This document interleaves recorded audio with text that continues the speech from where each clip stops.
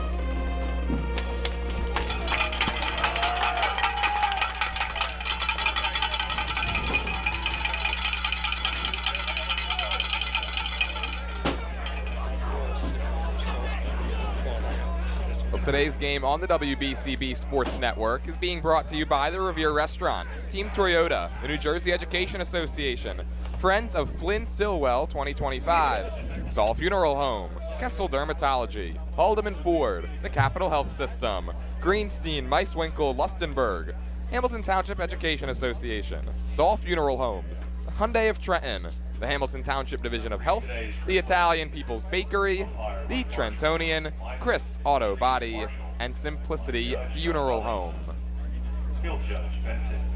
Hightstown, they won the toss and they elected to defer, so it will be John LaGuardia, the sophomore signal caller, and the Steinert Spartans offense up first. And once again, Steinert without Malachi Blackstone in their secondary and as a receiver with that dislocated kneecap. We were told last week that he was out for at least 5 games, but Thaddeus Richards told us earlier this week that may be an exaggeration. He may be out much sooner than that. So if you're Steinert, you can only hope for that, and we'll see how that goes. Yeah, we'll talk about Malachi Blackstone as this game goes on. Certainly a big loss, but it was definitely encouraging to hear that he may be able to beat that first timeline that we received. Yep. So beautiful day. Yes, it is. The sun's hot. Shining down. The shades are on in the booth. Yeah, I forgot mine.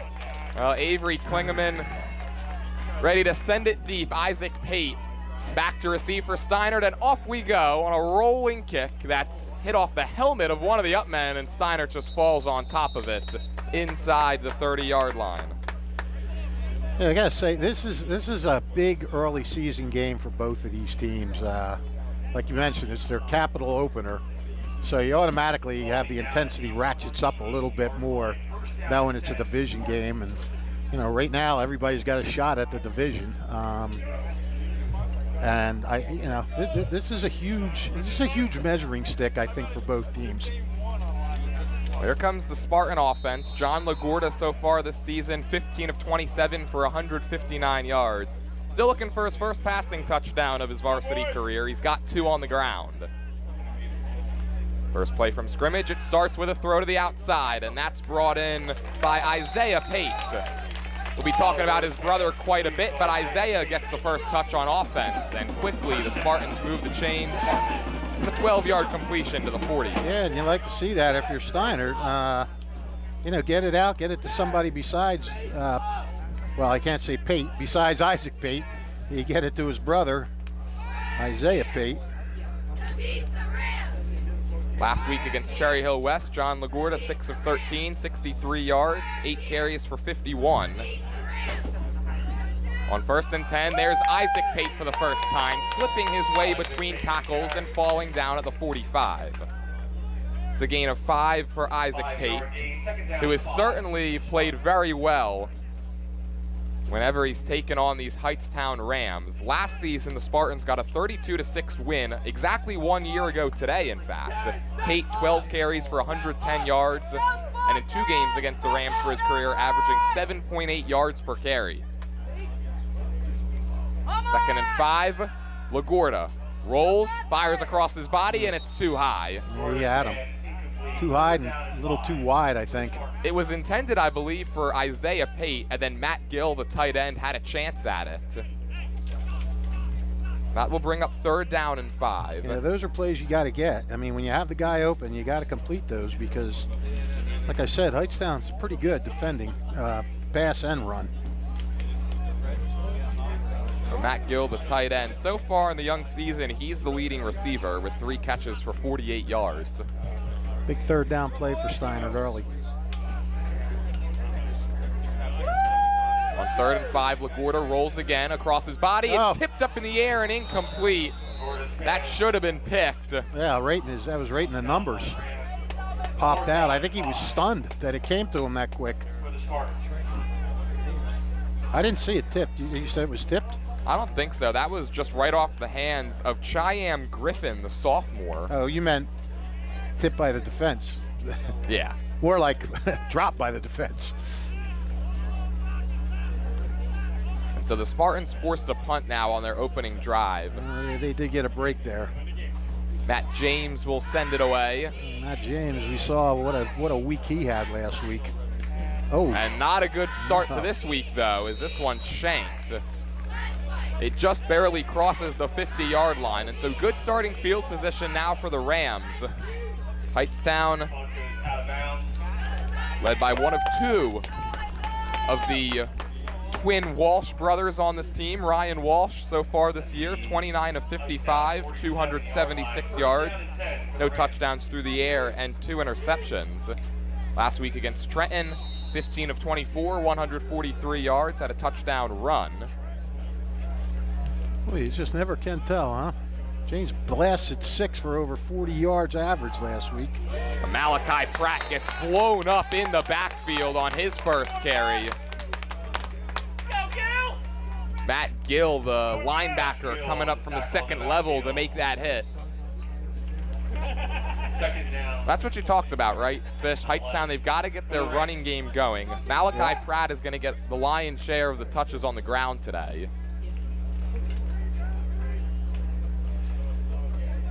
Pratt so far. Steinert's got a big man in there, and Joe Melk-Parway too.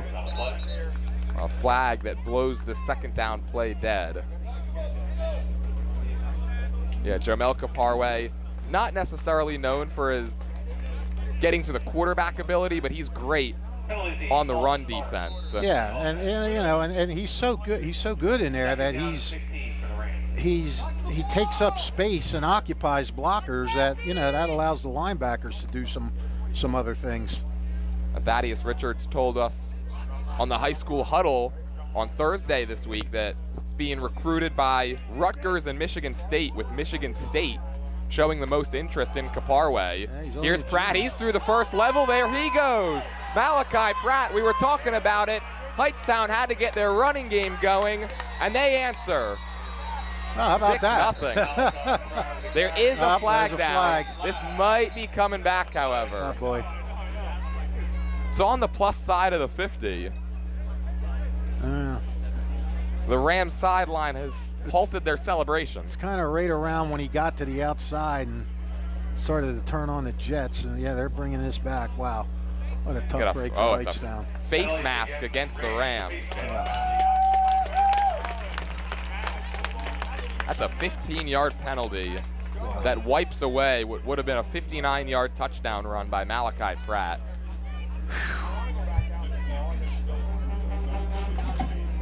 And so instead, they're going to be backed up.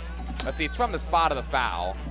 So they move the ball back to the 38-yard line for a second down and 18. 38-yard line of the Rams. Wow, that is just, you really got to have mental toughness to bounce back from that. When you have a touchdown called back, that's so psychologically tough to deal with. Walsh rolls, fires, pass complete that time to Jack Walsh, his twin brother, and the tight end rumbles ahead close to the line to gain.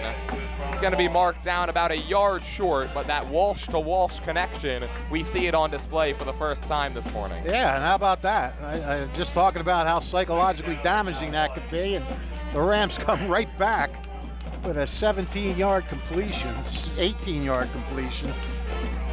That's pretty impressive. Didn't see those two hook up at all last week in the 33-14 loss against Trenton.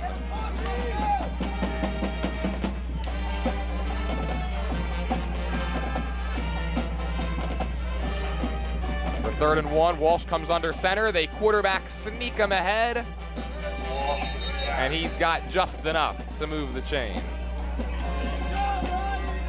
Ryan Walsh, not necessarily known as a mobile quarterback. When he's going to run, it's going to look like that. Right. Getting down and dirty inside those trenches. That's enough. Yeah, Ryan Fullen, Hightstown's head coach, talking to him before the season got underway. He was excited as to what Ryan Walsh could bring to this team. More of a vertical threat. Wants Hightstown's passing offense to have a little bit more prowess than in years past. The last couple of seasons, Cole Vinson under center, more of a run-first quarterback. And now they've got Walsh and a decent wide receiving game as well as they try to open up the pass. The ball comes out on this handoff. It got blown up in the backfield. Ryan Walsh there to fall on top of it. Oh boy. Covered by the Rams. Second One down step ball. forward, 2 step back for Hightstown. This was their problem last week. Hightstown, their 2 touchdowns came on their first drive of the first half and then their first drive of the second half. But in between, they were playing from behind the sticks most of the day. Penalties were a big part of that. And right now it's penalties and this physical and big defensive line of the Spartans. Yeah, I mean, boy, Hightstown, they have that costly penalty, and they come back from that, and you think that would lift them, and then they have a play like that. I mean, it's just, Timeout. Rams. this is what you call a sporadic offense right now. Before the second down and 18 play, we get a timeout used by Ryan Fullen. So I'll let you know that celebrating 50 years of business and supporting your community is Haldeman Ford on Route 33 in Hamilton Township. Haldeman Ford here yesterday, here today, here tomorrow, celebrating their 50th year in business. When your car takes a loss, take it to Chris's Auto Body on Business Route 1 in Fairless Hills for complete auto body repair. Today's game is being brought to you by the Hamilton Township Education Association. We'd like to take this opportunity to wish all of our students the best of luck this school term. We're proud to support you. This message brought to you by the Hamilton Township Education Association. Since 1899, proud to be a part of your greater Hamilton Township community is Saul Funeral Home. Saul Funeral Home is a 4th-generation family-owned business that proudly supports our community, has guided families in Mercer County when they need it the most. Visit their website at saulfuneralhomes.com.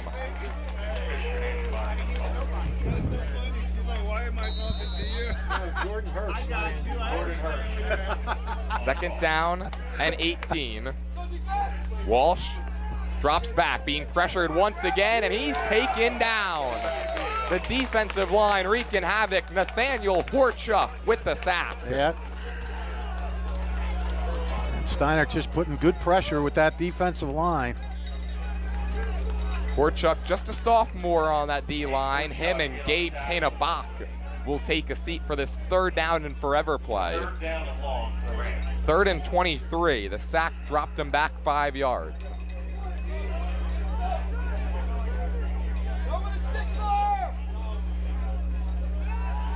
Walsh with protection, fires, incomplete.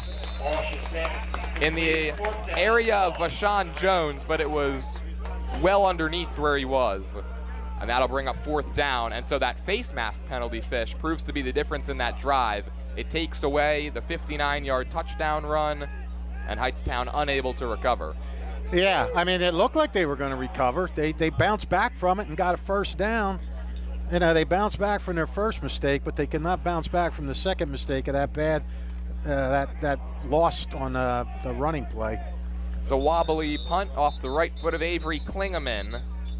I didn't even see what happened there. Was it a bad snap or was it a bad exchange when they fumbled it and lost the 8 yards on 1st down? It was the hit that knocked it out. Oh, it was a hit. Okay. There's a flag down, by the way, on the far side of the field. They're keeping the ball right where it's at. Actually, it's 5 yards behind where it was at. I think it's going to go against Hightstown because the official's in discussion with Thaddeus Richards talking about what he wants to do with this penalty.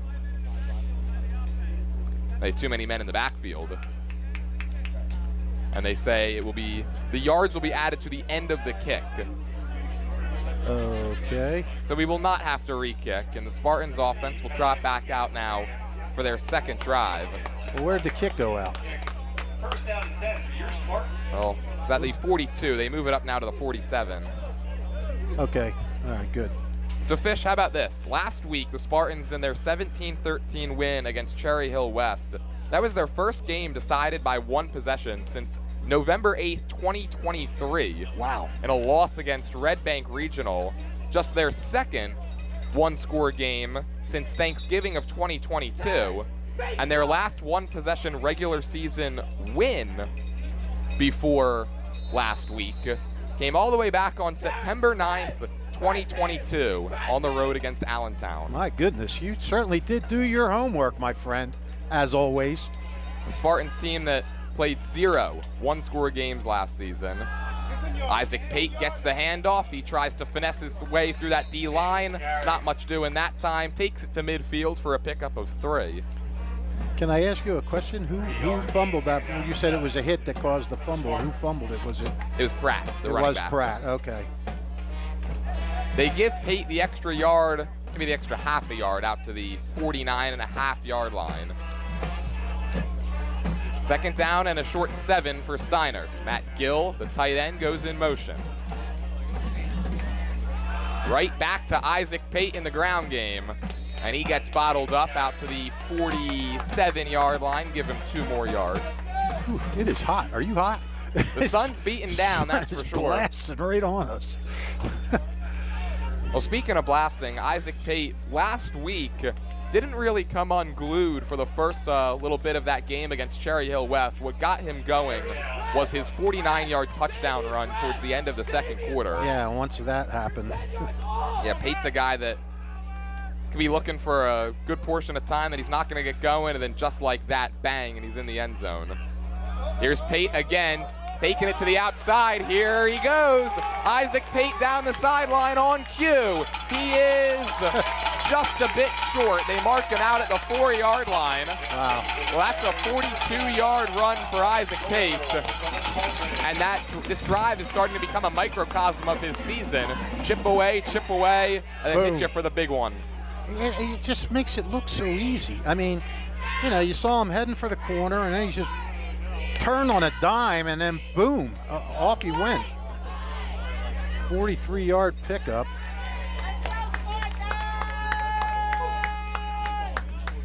Unbelievable.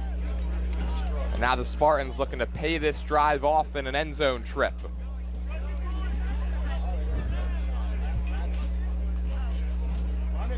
Hand off, and just a yard short that time. That was not Isaac Pate. Yes, it was. No, that was the fullback. No, that was Jeff DeBrew. Oh, 4. Yeah, it's 4. It looked like a 1 from far away. Second down and goal for Spartans. See those young eyes that you have. Looking into the sun, too. Yeah, and you have sunglasses on. Look at me making all kinds of excuses. Well, Yeah. now I'll keep it simple for you. Now Jeff DeBrew comes out of the game. Nico Feniello checks in, and Isaac Pate is in the backfield. Thank you. I'll give a radio call for you, Fish. Don't worry. Second and goal from the 1. There's Isaac Pate straight ahead, and he's in for the touchdown. I knew that. Isaac Pate gets rewarded for that 42-yard run earlier on the drive. Takes it in for 6. And so for Isaac Pate, that's now his second touchdown on the season, and he continues his dominance against Hightstown as the Spartans strike first. Well, that was a smooth little drive there for Steinert, I'll tell you. Matt James will have to wait. We've got whistles, and we've got a flag. Going back to when I said it's getting hot in here, I wasn't saying that just to bemoan our own fate here. I think you might see some cramping in this game, because if we're this hot just sitting here, these guys are down on the field all bundled up in equipment. I think we're going to see a little bit of cramping. Well, I'm also glad you specified, because I'm glad you weren't singing the song too. What song is that? When you said that it's getting hot in here. Oh. That must be a modern song. I don't know that. Oh, we got more movement. So I think you got to go for 2 at this point. Again, 5 on the play. Encroachment on the defense. Well, Thaddeus Richards declines it. He just wants Matt James to knock this through. Yeah, let's be done with this. This one will count, and it's up and good. So after a few hiccups, Matt James is able to knock it between the uprights. Spartans go on top 7-0. 4:24 to play here first quarter. And I'll let you know that over 1,400 tariff-free cars are ready to go at Hyundai of Trenton on 1655 North Olden Avenue in Ewing Township. Remember, over 1,400 tariff-free cars waiting for you to test drive now. The Hamilton Township Division of Health offers a variety of free services to keep you and your community healthy. It's important for everyone to stay up to date on recommended vaccines. Whether you or a loved one needs an annual flu shot, COVID-19 vaccine, or pneumonia shot, Hamilton's Division of Health is ready to help. You can visit hamiltonnj.com/health for more information.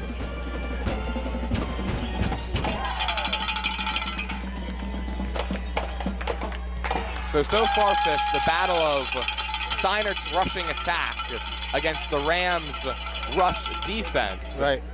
The edge is given to the Spartans here in this first quarter. Yeah, 58 yards so far for Steinert rushing. And like we said, the Rams give up less than 100 a game. So, but it's early. One never knows, my friend, how things are going to play out. Look at Lizardo's start the other night. It's a good point. This almost works as an onside kick. Yeah. Jair Thompson fell on top of it at the last second for the Rams. Well, now Hightstown's going to be looking to dip into that Jesus Lizardo bag of tricks. Haven't gotten off to a great start. But as our Philly Southpaw taught us, it's not how you start, it's how you finish, right? That's right.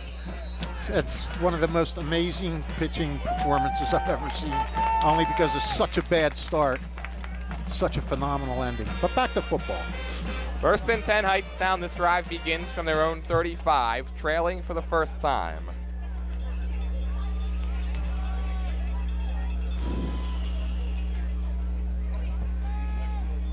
On 1st and 10, it goes into the chest of Malachi Pratt. He keeps the legs churning. The ball came out of the end. Spartans have it. And now down the sideline they go. Jeff DeBrew with the fumble recovery. And the Spartans are set right back up in the red zone. Wow. Mistakes piling up on the sideline for Hightstown. Oh my goodness, are they ever? And now the Spartans looking to take more advantage. So DeBrew, not Isaac Pate, with that fumble recovery. That's correct. And he returned it, what, about, I guess, close to 20 yards. They say he stepped out of bounds at the 22-yard line, so on the fringes of the red zone. 22-yard line, 1st down and 10 for Spartans. Well, this is a Murphy's Law start for Hightstown right now.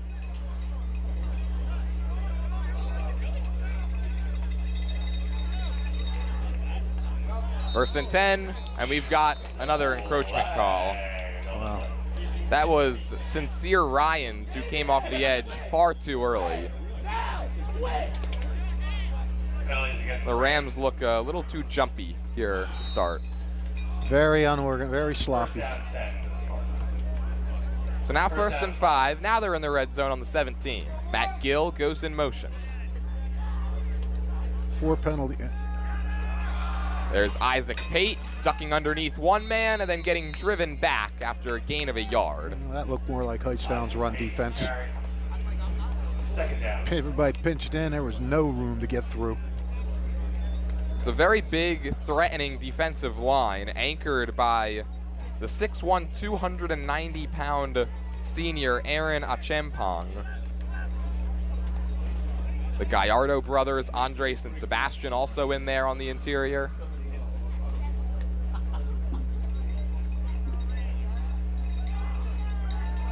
Second and 4. Oh. And LaGuardia keeps it himself, takes it up the gut, and drags a pair of white jerseys inside the 5 all the way to the 2. Well, that was a heck of a fake, because they came in and they, 2 guys hit Isaac Pate thinking they had him for a loss, and LaGuardia straight up the middle. We saw him do that last week a few times. Great play call there by Steinert. That's what the threat of Isaac Pate also allows your offense to do. Yep. And when you have a runner like LaGuardia. Well, there's Pate once again, and he just walks in again. So Isaac Pate, a pair of short yard touchdown runs. And the Spartans, with 13 points in rapid succession, they go on top 13-zip as they've now scored a pair of touchdowns in the last minute 21. The only problem with these 1-yard touchdown runs is they're bringing Pate's yards per carry average down. I think if you ask him, he'll take the 6 points. How's that for being a negative guy? We'll blame it on the heat. Yeah, there you go. James bangs it through once more. And so 14 points in just 81 seconds. Spartans go down, score their first touchdown, and then on Hightstown's ensuing drive, the first play ends in a fumble. Steinert wastes little time finding Pater once again in this first quarter.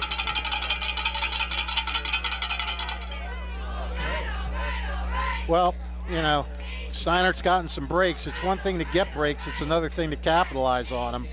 And Hightstown's mistakes, Steinert has made Hightstown's mistakes cost dearly. And so far, the Spartans have played a very clean game as well. I know that's something that Thaddeus Richards was emphasizing to his team in the early portion of this season. Right. Last year, they shot themselves in the foot too many times with some bad penalties and some untimely turnovers. Felt that if they were able to clean up those two areas of the game, that this team would be much improved. And right now, we're starting to see this Steinert offense churn, perhaps more than they have all year. Yeah, I don't want to compare the quarters, but this is seeming like, you know, this is their second straight quarter now. The last, oh, here's another onside kick attempt. Yeah, it just popped straight up into the air and taken in by Ryan Davidowicz. They must see something that they think they can do. But when you pop it up like that, there's not much you're going to do. I think the other thought process there, Fish, is just trying to keep it out of the hands of the dangerous return man, Terrence Williams. He had 4 kick returns last week for 112 yards, his longest going for 54. Well, that's a great point, yeah.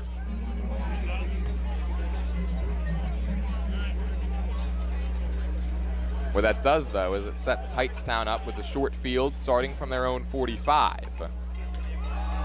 Handoff goes to Daniel Young, the wide receiver.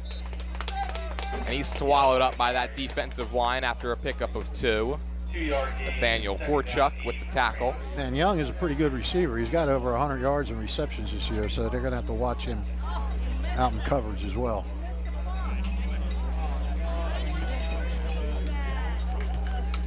So far, this Hightstown run game hasn't gotten unlocked through the first 2 games and a quarter. They're averaging, coming into this one, just 3.4 yards per carry this year.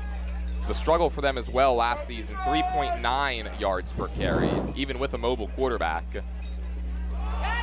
Here's Pratt for the first time on this drive, and he's got some good yardage on second down, right to where he needed to be, the opposite 45-yard line. And that'll be a first down for the Rams. That's what Hightstown needs. They need to put together a good, strong drive.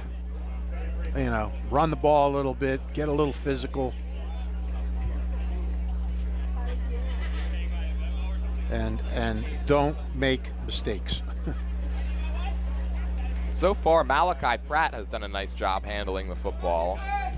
The stats don't necessarily show it, but of course he had that 59-yard TD wiped off the board because of a face mask. Yeah, and he's got an 8-yard loss because of the fumble. They swing it this time to Young out of the backfield. He's got room to roam along the sideline. Shoved out of bounds by Matt James. Back-to-back first-yard pickups for Hightstown. Young can he can start things up out there. 3 catches for 77 yards last week. The Hightstown team that won their season opener against Shore Conference Matawan on a walk-off 33-yard field goal by Avery Klingeman in his first career kick. First and 10 from the 30. Pratt once again, and he gets stacked up by a swarm of Spartans. Basically, the entire defense was in on that tackle. You get a 10th of a tackle. You get a 10th of a tackle. Yeah. I guess that's the one. You go back on film, you see who made the first hit, and you just give them the tackle. Jomel Kaparwe, Matt James were, I think, the 2 main men in there. It goes for no gain and brings up second down and 10.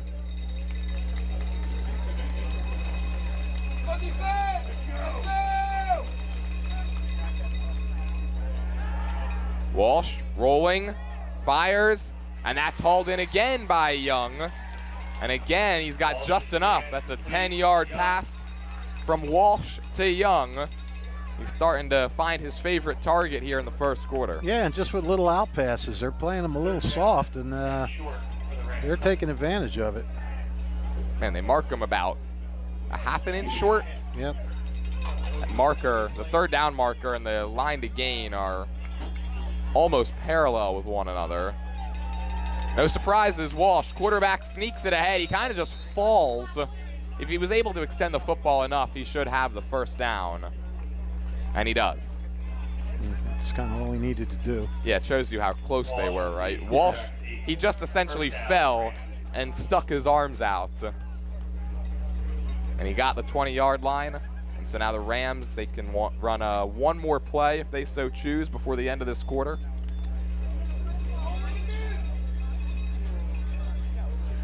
Walsh, 2 carries for 2 yards for 2 first downs. That's efficiency. That's efficiency, all right. We've got movement. This is going to back the Rams up.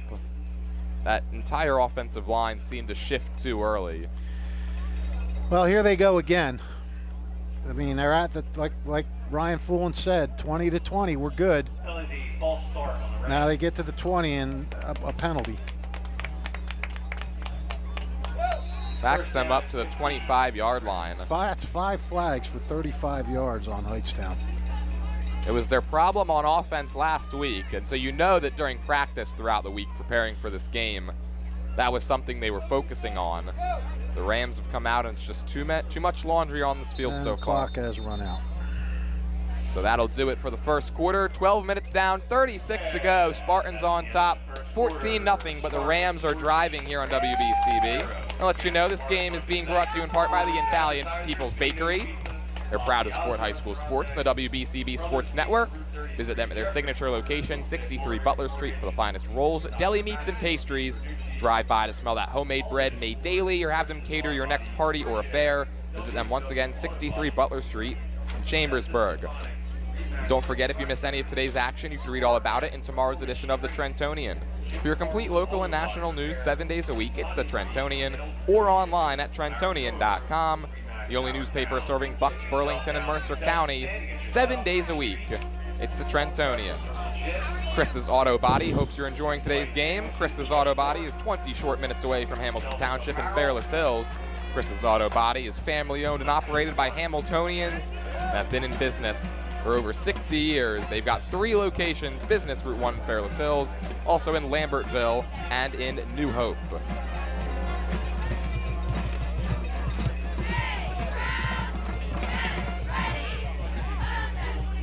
Rams need an answer. They've given up 40 points and have scored none over their last 2 quarters of play.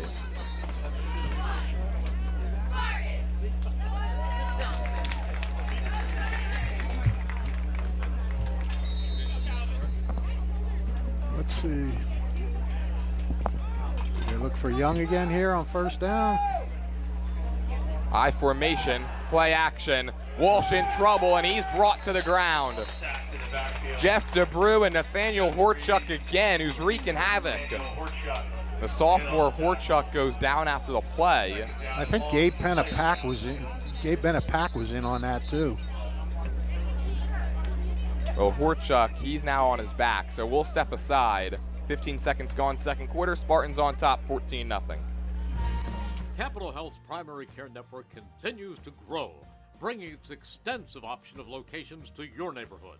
Whether you're scheduling a wellness checkup or not feeling well, advanced medicine starts with a Capital Health primary care doctor at locations near you in Mercer, Bucks, and Burlington counties.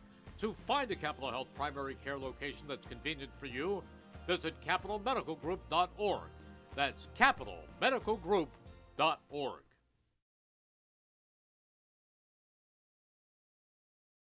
Hamilton Township in Mercer County is fortunate to have many fine businesses that serve our community. Saul Funeral Home is a 4th-generation family-owned business proud to support our local schools and community. Their compassionate and caring staff is there for you and your family. They'll bring the closure you deserve while also celebrating the life of your loved one.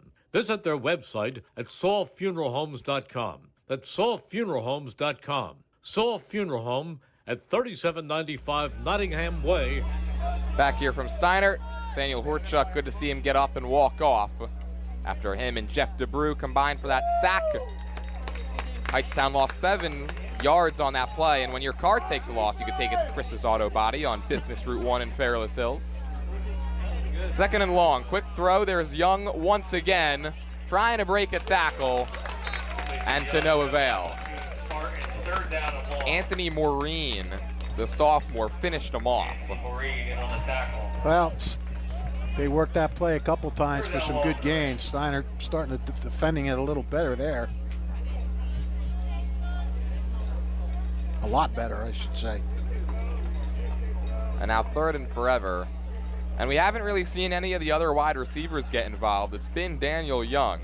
Jack Walsh, the tight end, he's got a catch, but we've yet to see Sincere Ryans, Terrence Williams, Javian Carter.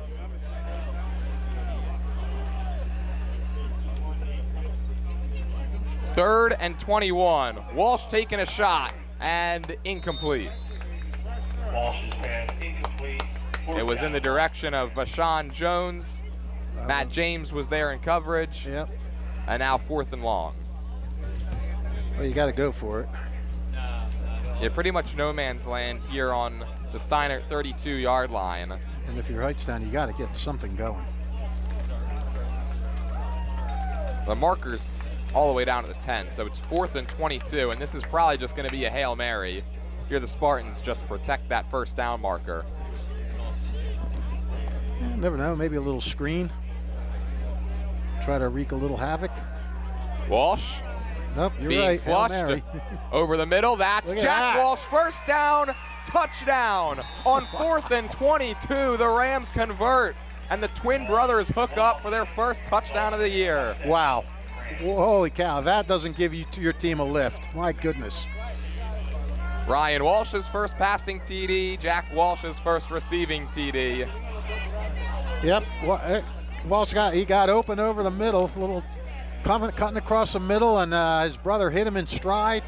He just took it, ran around to the other sideline, and what a great play by Hightstown. They'll pretty much pick themselves up off the mat. A play they desperately needed as well. Oh. In danger of giving it back to the Spartans, who would have had that 2-score lead. But now it's Avery Klingeman on for the PAT, and he chips it through. And the lead for Steinert has been sliced in half. It's 14-7. First half. Spartans 14, Rams 7. Today's game is brought to you as a public service for the Hightstown community by Simplicity Funeral and Cremation Services. Glacken Chapel, 136 Morrison Avenue in Hightstown. Call 609-448-1801 24/7. Available 24 hours a day, 7 days a week to serve you. Celebrating 50 years of business and supporting your community is Haldeman Ford, Route 33 in Hamilton Township. Here yesterday, here today, here tomorrow. Haldeman Ford celebrating their 50th year in business. Today's game is brought to you by the Hamilton Township Education Association. We'd like to take this opportunity to wish all of our students the best of luck this school term. We're proud to support you. This message brought to you by the Hamilton Township Education Association. Boy, I'll tell you, I mean, just when you think Hightstown's just ready to just sink into oblivion in this game, I mean, you know, first Steinert gets 2 quick touchdowns, then they drive to the 20, and then they're all knocked all the way back to the 32 on fourth down. You're thinking, boy, this team's on the abyss. What a play to get them back in this game. Yeah, the offensive line gave Ryan Walsh enough time. And his twin brother Jack cutting over the middle of the field. One of those plays where I guess you send everybody deep and then you keep your tight end kind of in the middle and see if those wide receivers can't open up some room, as this one is just grounded and fallen on by Dom DeFrancis. So now how does the Rams defense respond? They've given up touchdowns on back-to-back drives. Of course, one of them, the Spartans started on the Hightstown 22. The Rams haven't had much of an answer for Isaac Pate. It's kind of been the same story in this matchup now the last 3 years, with Pate just doing whatever he wants on the ground against Hightstown. Yeah, and they're so aware of him. Yeah, that made it easy for LaGuardia to get a pass up the run up the middle on a fake to Pate. Wouldn't be surprised to see that again.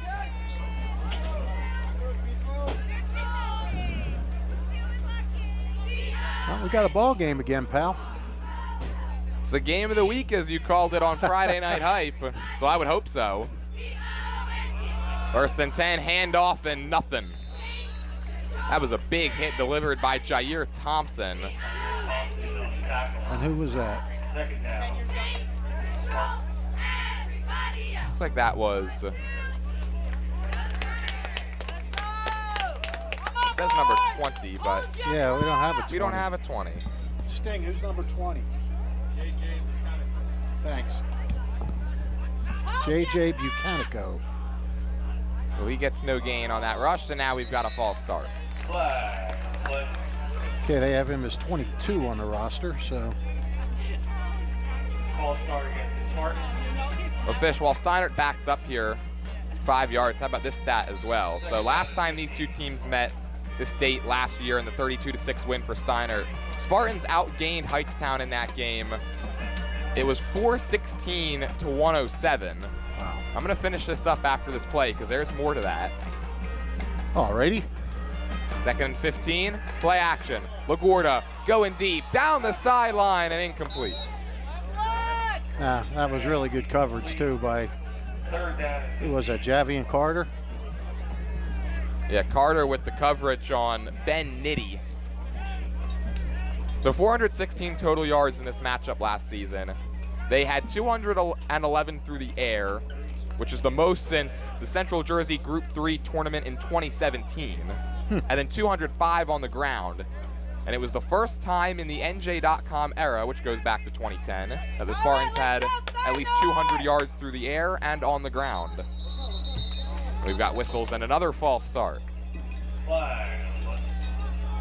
Just to put a bow on that stat, by the way, it is worth noting that towards the, in the early portions of the 2010s, some of the stats on NJ.com become a little incomplete. Right. But still, the first time in a long time that Steinert had an offensive day like they had.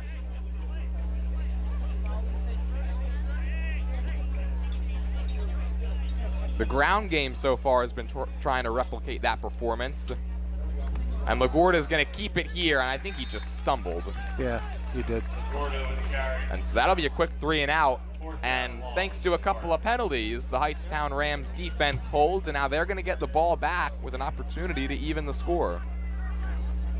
Yeah, and that was a big hold there by Hightstown because, you know, you got some big momentum on that last play, and you want to keep that momentum, so you had to stop them there, keep that momentum on your side, and get your offense back out there. James with just a booming punt. Angle to the sideline. That was beautiful. It was touched by Williams, but then went out of bounds. Well, Dangerous as well. yeah, really. Kyle Brower was in the area, and he had an opportunity, if that ball didn't go out of bounds, perhaps pick it up as a fumble. Well, that looked like the James of last week. He just made up for that shank on his first punt and then some. That's a 46-yard bomb. It's one of the better punts you'll see, I think, in WJFL this season. I don't know. He had 50-yarders last week.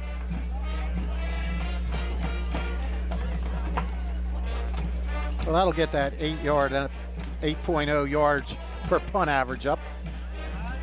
It'll extend it, what, 8 and 46? It'll extend it to 20. Now it's 27. 27? 20, now we have a flag. What? It must have been a personal foul or something that happened after that. Yeah, they're moving it all the way up to the 48. Did you see a flag? I did not. Well, the sun is now completely above us, so we really have no excuses. I do. I'm old.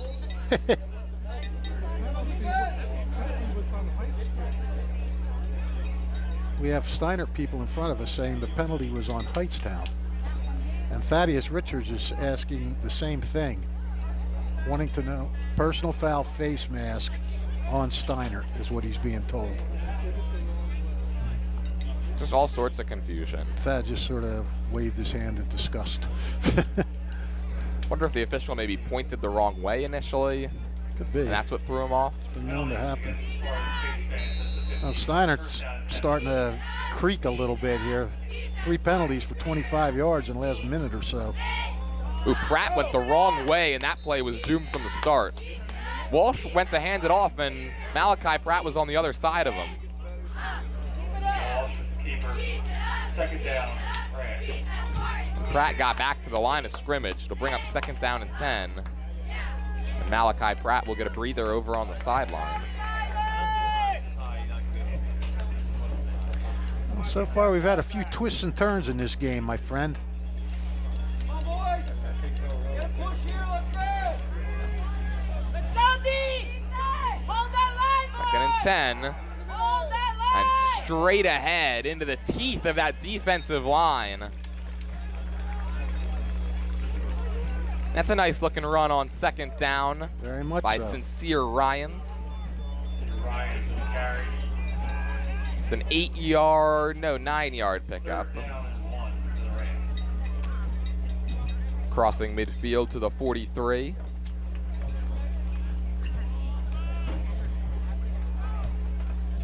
Go, Steinert. On third down, right back to Williams. Takes it over the left side and has the first. Who carried? Oh, Terrence Williams. Sincere Ryans. Oh, I thought you said Williams. Okay. See, I can't hear either. Hurry up. Hurry up. Ryans got jumped on top of by Jamel Kaparwe on that last run. Probably not the guy you want jumping on top of you. I would think not. Guy that's getting recruited by Michigan State. Yes, I would think not. First and 10 from the 40. Right back to Ryans on the ground game. And he's trying to push that defensive line. For the Spartans' physicality, a little too much that time. Oh, I don't know. It goes for a pickup of 4. Yeah, well, 4, 3, 3.5, 4. Guy's not sure where he's. Yeah, the down mark. The football keeps getting marked in the correct spot, but the down marker on the other side, whoever's controlling it, is doing like a Texas two-step out there. Kind of look like a video game. Bing, bing, bing.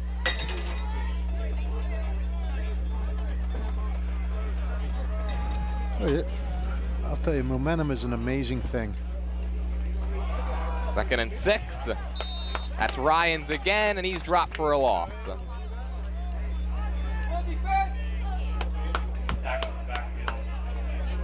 Third Well, down. I think we're in 4-down territory here, so if you're Hightstown, you don't have to get it all. Just make it 4th and manageable. And Hightstown, for the rest of this game, might be in 4-down territory on the plus side of the 50. After they've got their confidence up from converting on 4th and 22. 5:40 to play, second quarter. Spartans got out to that early 14-0 lead. Rams cut it in half on their last drive and now looking to make it evaporate here. 3rd and 8, play action, pressure, and another sack. Well, and that's the one thing you could not afford if you're Hightstown, obviously. Dom DeFrancis was in there along with Gus Nini. Gus Nini, Dominic Francis, and then sack.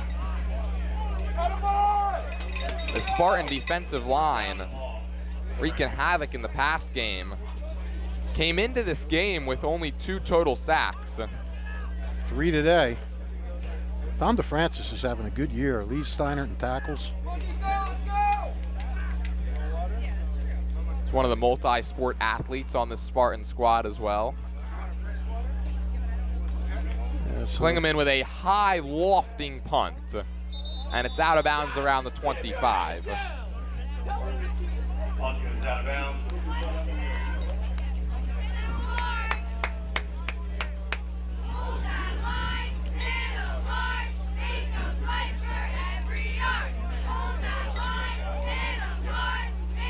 The Italian People's Bakery is proud to support high school sports here on the WBCB Sports Network.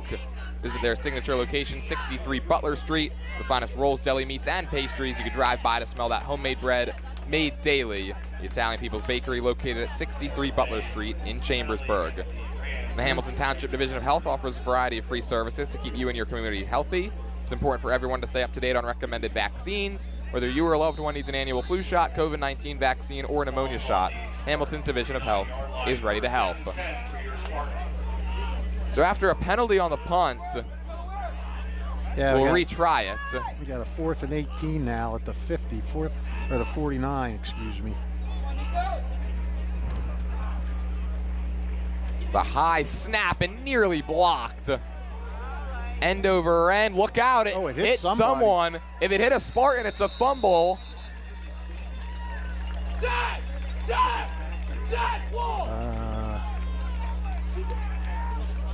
Wow. It did. Yeah, the Rams have it. That just kind of fell where 3 or 4 Spartans were just congregating. That's one of those plays, I think, where the punt returner has to communicate and say, hey, get out of the way. Yep. Because the Gunners, they've got their backs turned. They don't know where the football is. Cyril Buffo-Bond is falling on that ball. That's a big time break. That's the younger brother as well as of a Jaden Buffo-Bond, who was a standout running back at Hightstown the last couple of years. Wow, that's just an inexcusable mistake for Steinert.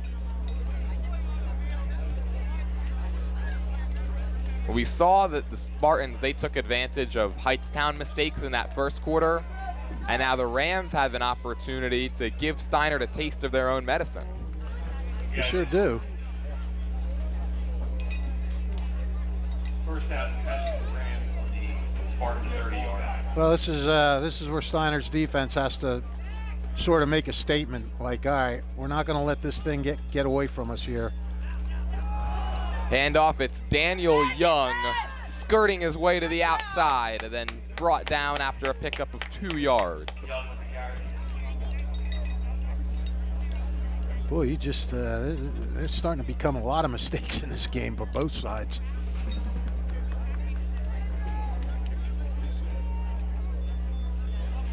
You can't have mistakes, Jordan. No, you can't, because you see what happens. Good teams like this, they'll take advantage. Uh-huh.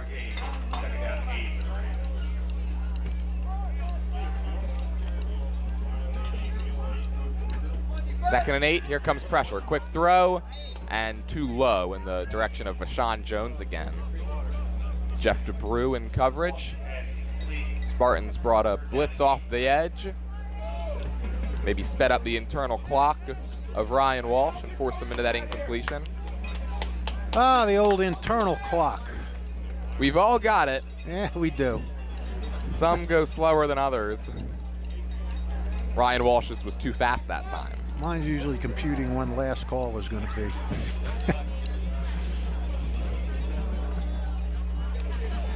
Third and 8, more pressure. This time it's a handoff to Sincere Ryan, and he's jumped on top of around the 24. Well, definitely 4-down territory, right? Yeah, absolutely. And that time on 3rd down, they played it a little safe, and they did get a little bit closer. So now you're dealing with a 4th and 4. That's manageable. They converted 4th and 22. 4th and 4 Yeah. seems like nothing now. Yeah, right.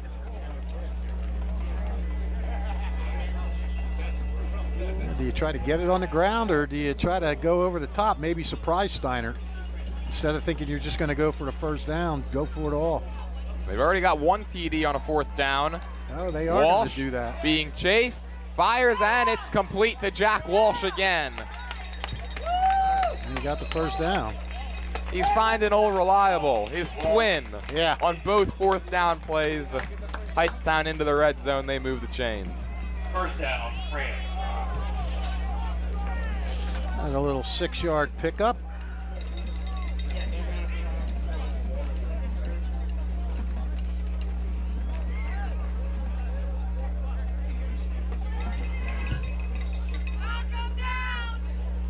Jack Walsh had kind of been used sparingly in the first 2 weeks, just 5 catches, but he's got 3 so far in the first half. 3 today for 56 yards.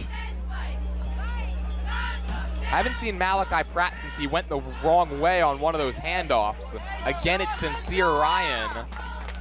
And Jomel Kaparwe takes him down after a gain of 1. Looking over at the Hightstown sideline, Malachi Pratt is there. He's not really where the rest of his team is, though. The rest of his team congregated around the 30. He's kind of back near midfield. We don't know. We're not going to speculate. 2nd and 9, down to 1:26 to go till halftime. Walsh dumps it off out of the backfield. That's Jair Thompson. Don't see him on offense a whole lot. Utilized right there on 2nd down and brings up 3rd and short. 3rd down. Clock continues to run. Hightstown's got 2 timeouts remaining. Spartans have all 3. We're inside of a minute. And the Rams looking to get inside the end zone for the 2nd time. And that task is going to become a little more difficult now. Flag, play. Correction. Timeout. Or actually, no, they're going to call timeout. And is there a 2nd timeout? Well, this is what you talked about during the pregame open, Fish. This is now the first time the Rams have been down into the red zone. This is where they'd struggled the first couple of weeks. Yeah. Don't forget, if you miss any of today's action, you can read all about it in tomorrow's edition of the Trentonian. For your complete local and national news 7 days a week, it's the Trentonian. Or online at Trentonian.com, the only newspaper serving Bucks, Burlington, and Mercer County 7 days a week. It's the Trentonian. Chris's Auto Body hopes you're enjoying today's game. Chris's Auto Body is 20 short minutes from Hamilton Township and Fairless Hills. Family owned and operated by Hamiltonians and have been in business for over 60 years. 3 locations, Business Route 1 in Fairless Hills, also in Lambertville and in New Hope. That timeout, by the way, called by Steinert.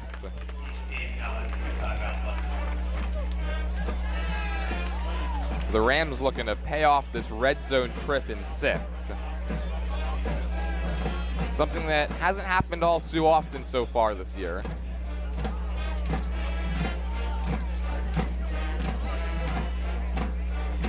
Thaddeus Richard perhaps thinking his team could get the ball back with some time to do something. Or trying to get a stop here on 3rd. Handoff, it's Sincere Ryans. Didn't look like he had a great grip on that ball. And the defensive line again stands him up with Nathaniel Horchuk, the main one in there. Yeah, Horchuk's having a heck of a game down there. And a sophomore having himself a day. Well, here we go, 4th and 3. Well, Hightstown's going to burn their 2nd timeout. Timeout. And I'll let you know that today's game is brought to you as a public service for the Hightstown community by Simplicity Funeral and Cremation Services at Glacken Chapel, 136 Morrison Avenue in Hightstown. You can call 609-448-1801 24/7. 609-448-1801, available 24 hours a day, 7 days a week. Celebrating 50 years of business and supporting your community is Haldeman Ford, Route 33 in Hamilton Township. Here yesterday, here today, here tomorrow. Celebrating their 50th year in business. Today's game is brought to you by the Hamilton Township Education Association. We'd like to take this opportunity to wish all of our students the best of luck this school term. We're proud to support you. This message brought to you by the Hamilton Township Education Association. Biggest play of the game so far right here. Steinert looking to get out of this half with a lead. Hightstown looking to tie it up and go into that locker room with a boatload of momentum. Offense stays out there for 4th and 3. Walsh rolls, fires low, incomplete. I don't know if that would have gone for anything anyway. He was about 3 yards short of the 1st down, and Dom DeFrancis was right on him. So even if that ball was caught, I don't think much would have happened to it unless he was able to shed DeFrancis as a tackler. Jack Walsh certainly has a size advantage there, but you're right. It would have been a tough catch to begin with. Yeah. And it was well short of the sticks. An interesting decision by Ryan Walsh. Well, we don't know if it was his if that was his primary guy or he just didn't see anything and tried to dump it off to get the 1st down. And I would think Steinert is just going to fall on the ball, but when you have a weapon like Pate, you never know. A weapon like Pate, 1 timeout to work with in 33 seconds. I mean, you got a guy that if things break right, he can go 90 yards. Yeah, maybe you just give it to him and hope you get one of those big-time plays. but then you run the risk. Are you going to? Well, they're not lined up like they're going to take a knee. So there's Isaac Pate, follows Kaparwe for a little bit, and then spun down across the 10-yard line down to the 12. You got about a yard on that. Hold your block! Right. Ryan Walsh had the or I should say Adam Kozik had the tackle.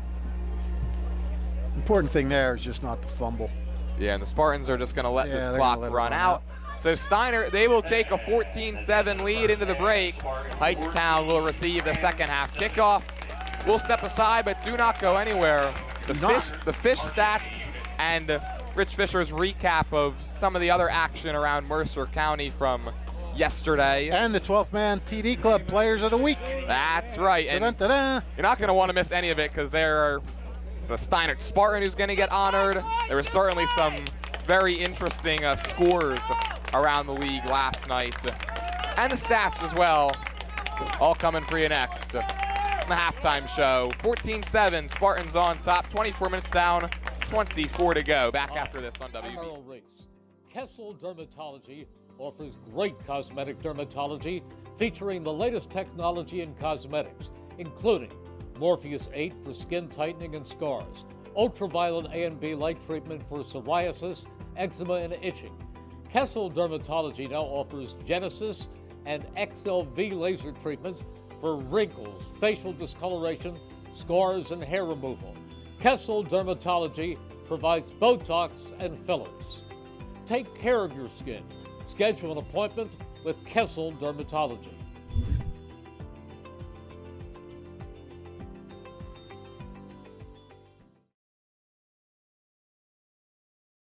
New Jersey is home to the best public schools in the nation. And that didn't happen by accident. It's the result of parents, educators, and communities working together year after year to give our students a world-class education, no matter the challenge. Because parents and educators know that with a shared commitment to our public schools, our children can learn, grow, and thrive. And together, we can keep New Jersey's public schools the best in the nation. There really is nothing like a home team advantage. That's why Team Toyota makes a great choice for your next vehicle purchase or service. With our MVP pricing guarantee, teammate rewards program, and streamlined customer experience, our award-winning operation ensures that you can trust our process. A home team advantage is nothing without the community. Our employees are part of our family, part of your town, and we're all part of the team. We're always here for you at one of our 3 locations in Princeton, Langhorne, and Glen Mills. Hamilton Township in Mercer County is fortunate to have many fine businesses that serve our community. Saul Funeral Home is a 4th-generation family-owned business proud to support our local schools and community. Their compassionate and caring staff is there for you and your family. They'll bring the closure you deserve while also celebrating the life of your loved one. Visit their website at saulfuneralhomes.com. That's saulfuneralhomes.com. Saul Funeral Home at 3795 Nottingham Way, Hamilton Square. This is Marty Flynn. Along with Joseph Stillwell, we're running for the New Jersey Assembly in LD 14. We're proud to be a sponsor of this game today between 2 outstanding teams. We both know that athletics and other co-curricular activities like cheerleading, band, color guard, and performing arts are a major part of student growth, school culture, family values, and understanding team commitment. As your representatives in the New Jersey Assembly, we will bring that same commitment to making New Jersey affordable again, addressing skyrocketing property tax, energy costs, and school funding. We will address Hamilton's water crisis, the proposed 60% rate increase, and most of all, the safety of the water. We'll provide the checks and balances needed. Thank you and enjoy the game. This announcement has been paid for by Friends of Flynn Stillwell, 25.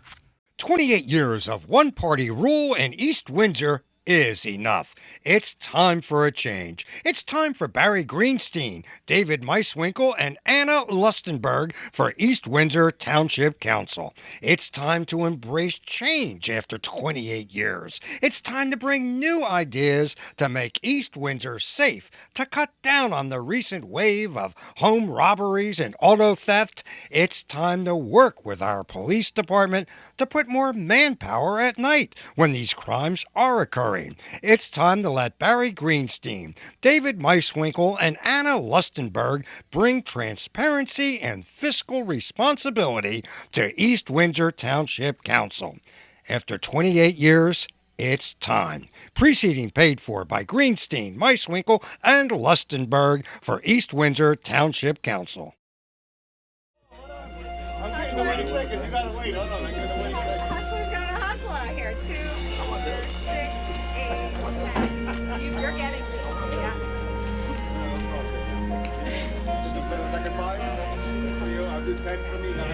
Here you go. Here's the winners.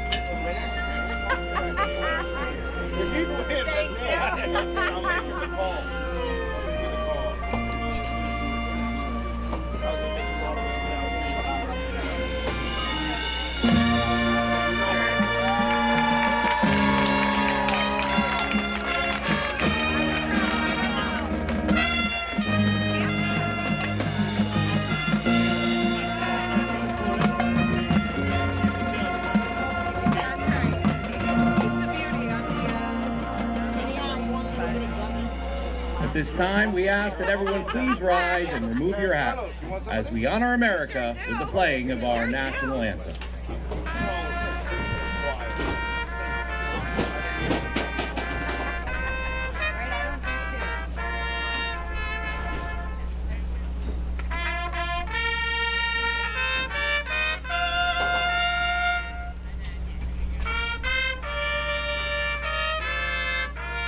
Play ball.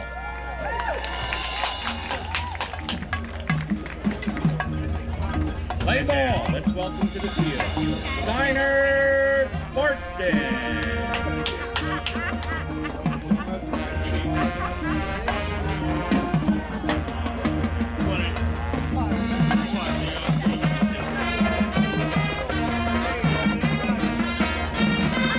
Ladies and gentlemen, please welcome to the field the U.S. band.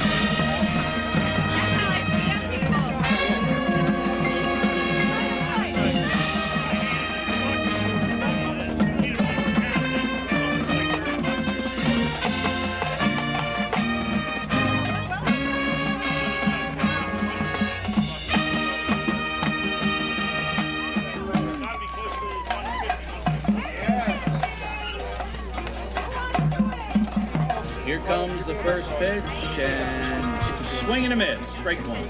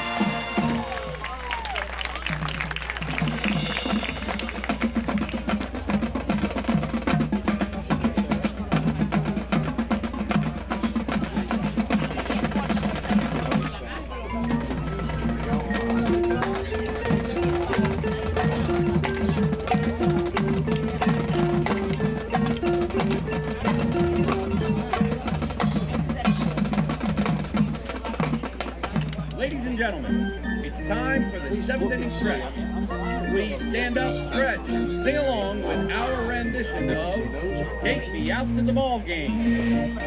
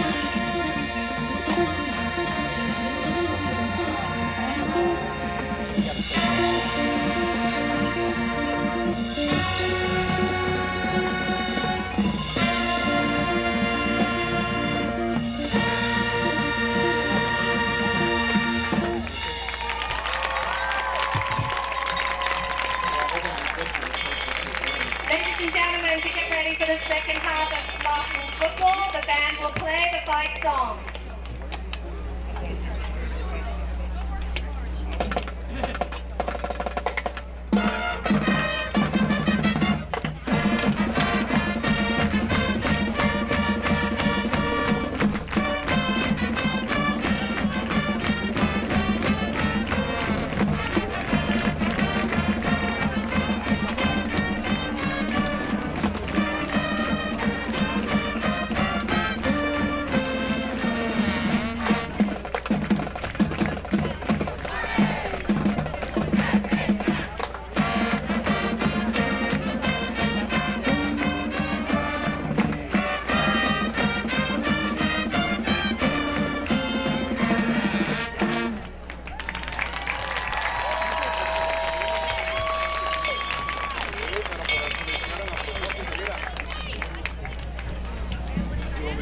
Hi, I'm Merrill Reese. Kessel Dermatology offers top-of-the-line medical-grade skincare products manufactured in the USA. They're tested and developed by a team of board-certified dermatology experts, and they come with a 30-day money-back guarantee. Take care of your skin. Schedule an appointment with Kessel Dermatology.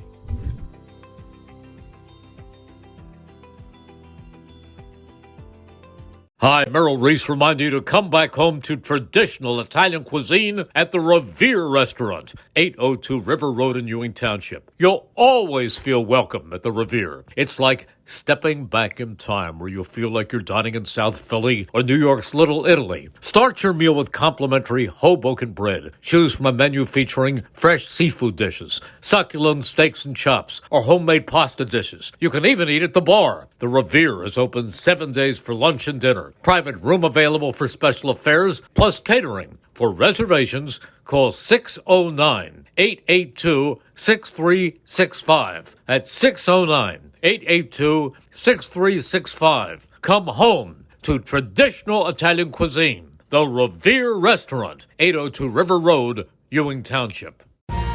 Capital Health's primary care network continues to grow, bringing its extensive option of locations to your neighborhood. Whether you're scheduling a wellness checkup or not feeling well, advanced medicine starts with a Capital Health primary care doctor at locations near you in Mercer, Bucks, and Burlington counties.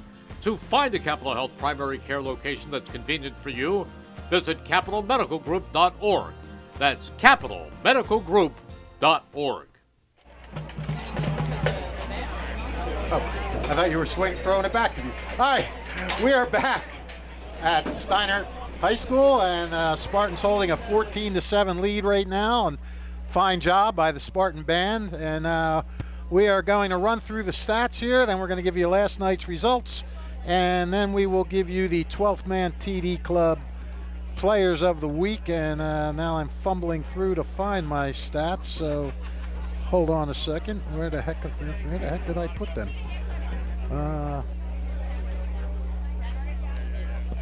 There they are. All right, for Hightstown, rushing, we have Sincere Ryans leading the way, 7 carries for 19 yards. Daniel Young, 2 carries for 4 yards. Malachi Pratt, 5 carries for -1 yard. Ryan Walsh, 5 for -15. 3 of them were due to sacks. Rushing as a team, Hightstown 19 carries for 17 yards. They definitely want to do better than that. Passing wise, Ryan Walsh 7 for 10, 84 yards and a touchdown. Receiving, Jack Walsh 3 catches, 56 yards. Daniel Young 3 for 24. Jair Thompson 1 for 4. Jack Walsh also catching the Rams touchdown pass. Passing totals, the Rams 7 for 10 for 84. Hightstown has run 29 plays for 101 yards, 7 first downs, 1 punt for 14 yards, and they were penalized 5 times for 35 yards.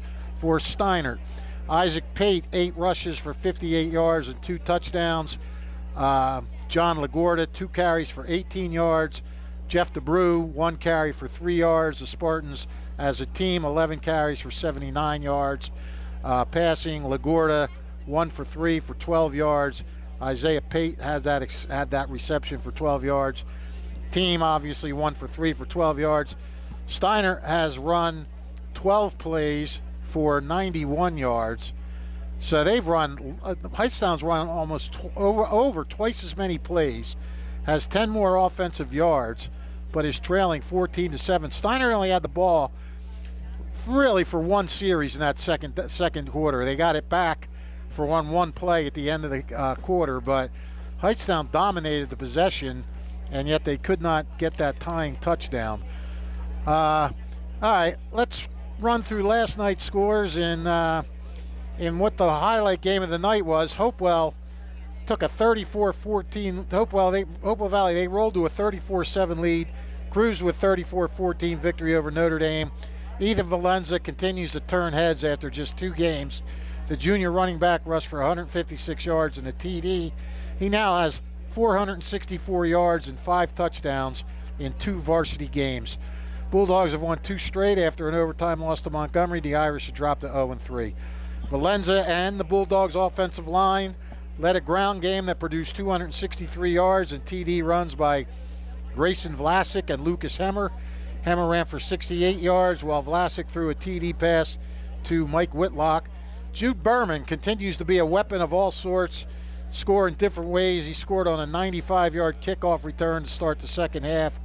Josh Reinhardt, 4 for 5 on PATs. Notre Dame quarterback Mount Rouse threw for 159 yards and a TD to Max Pelzer. Jaden Davis rushed for 94 yards and a TD. Irish obviously off to a rough start, playing a rough early schedule. They take on Hightstown next week, so we'll see what happens there. There's a score we're a little baffled by. Robbinsville took a 56-7 victory over West Windsor Plainsboro, and they allowed Gavin Yablonowicz to complete 58 passes for 754 yards and 10 touchdowns. That's what we saw on NJ.com.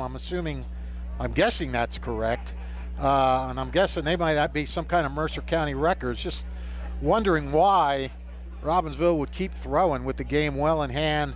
We weren't there. We don't know. I didn't see the score by quarters. That wasn't posted. I don't know. Maybe a lot of that came in the first half, and they took it easy in the second half.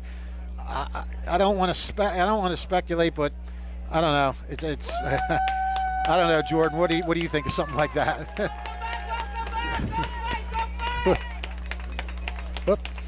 Oh, my mic was down there, Fish.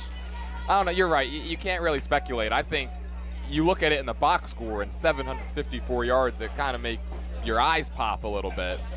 Without the full story, it's kind of tough. Like if they were if they were up handedly and he was still thrown in the second half, then yeah, I can understand the sportsmanship argument. Right. I don't know. I think 754 yards, though, no matter how they got there, still impressive, no matter who you're playing. Yeah, you don't want to take away from Jablonowicz. That's got to be a record. I can't imagine. Anyhow, Robbinsville moved to 2-1. United fell to 0-3. Ricky Bender, 16 catches for 202 yards, 4 touchdowns. Alex Giordano, 10 catches for 138 and 3 TDs. Ryan Horan caught 11 for 138 and 2 scores. Tim Cabral, 8 for 123 and a TD. William Raftery and Connor Skillman combined for 184 rushing yards. They both scored 2 TDs. And Lawrence won its second in a row, 17-0 over Florence. The tremendous running back James Lyons rushed for 180 yards and 2 touchdowns. Emmy Martinez, a 28-yard field goal. And linebackers, hold on a minute, I lost that text here. Okay, helping in the shutout, according to Coach Rob Radis, linebackers Eli Gould and Chad Dillard both did a great job, as did the defensive lineman Zane Spencer. So that's it. It was a kind of a limited schedule last night. That's what happens when all 3 Hamilton teams and Trenton play. Well, Trenton has lights, but when all 3 Hamilton teams play on at home on the same weekend, you get a lot of Saturday games since Hamilton does not have lights. All right, now let us run through one of our sponsors, the Mercer County 12th Man TD Club Athletes of the Week, Players of the Week for Week 1.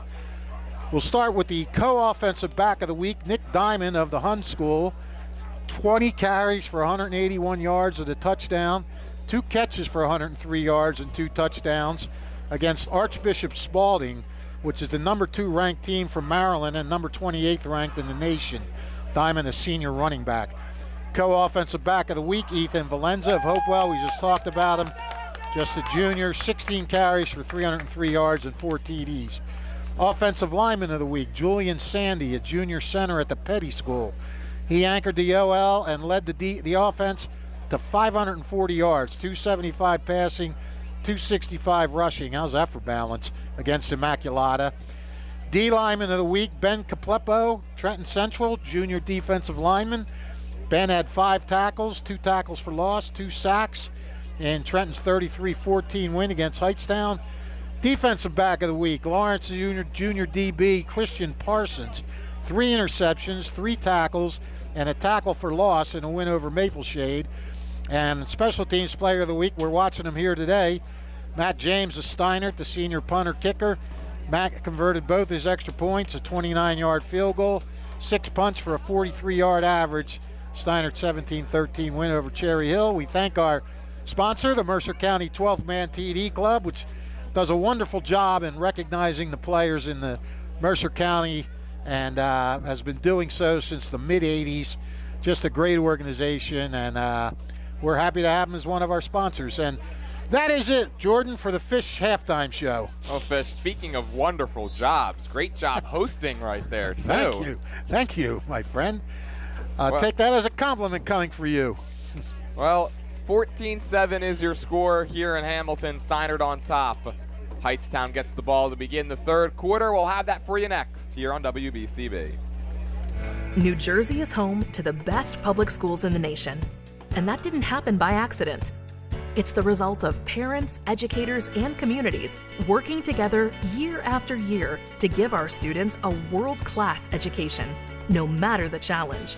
Because parents and educators know that with a shared commitment to our public schools, our children can learn, grow, and thrive. And together, we can keep New Jersey's public schools the best in the nation. There really is nothing like a home team advantage. That's why Team Toyota makes a great choice for your next vehicle purchase or service. With our MVP pricing guarantee, teammate rewards program, and streamlined customer experience, our award-winning operation ensures that you can trust our process. A home team advantage is nothing without the community. Our employees are part of our family, part of your town, and we're all part of the team. We're always here for you at one of our 3 locations in Princeton, Langhorne, and Glen Mills.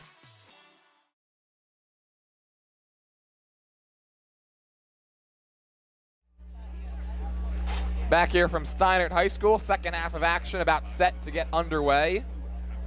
Before it does, I'd like to let everybody know that we've got a new Instagram page, Fish. You heard this? I saw I got the point guard's email. Very exciting. Well, you could follow us at WBCB_SN.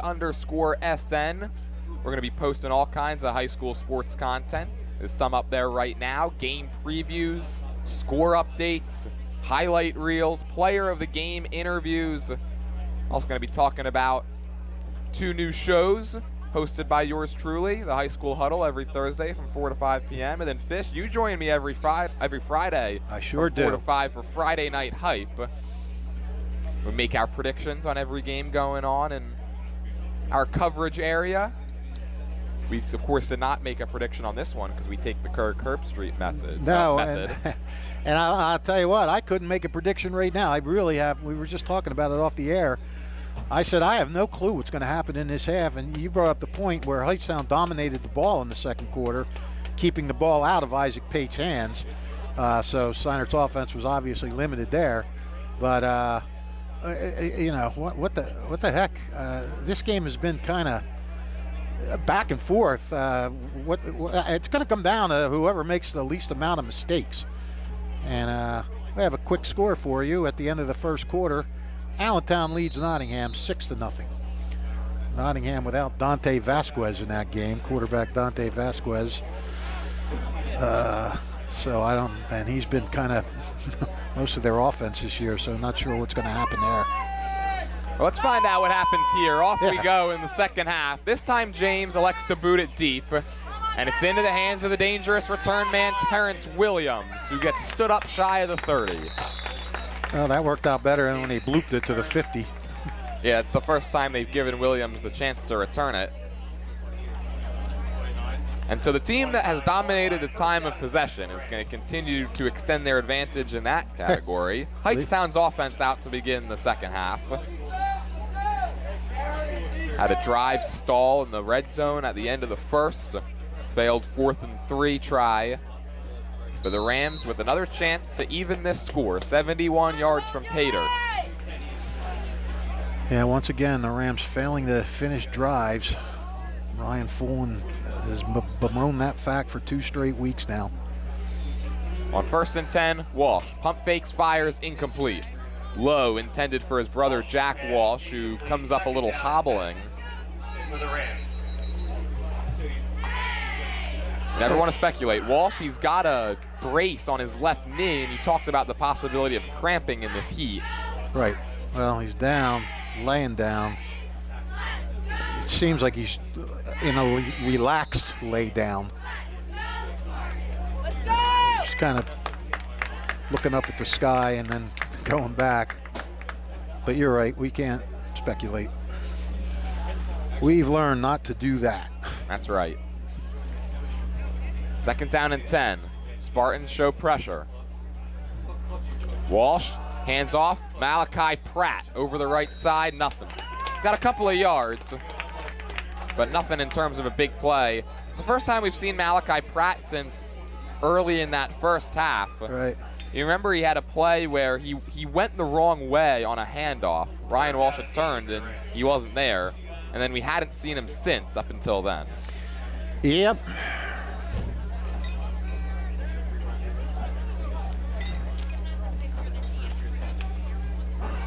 Third and 8. Walsh. First, we've got a flag. This is what the problem was for Hightstown in the first quarter. They cleaned up the penalties in the second. Oh, that's on Steinert. Well, that's what the problem started to become for the Spartans in the second quarter. Yeah, you just beat me to that. You're right. And from 3rd and 8 down to 3rd and 3. That's now 4 penalties for 30 yards for Steinert. We've seen both defensive lines get a little too antsy in this game and jump off sides. Yep.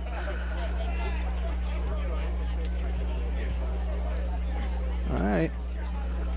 3rd and 3 at the 36. Walsh will hand it off, and Malachi Pratt gets driven backwards. That's risky business when you run into the heart of that Steinert line, that defensive line. There are some big, big boys up there. Hey, way to go, dog! And so the Rams go 3 and out to begin the second half. You're right, also an interesting decision just to run the ball in general. 3rd and 3.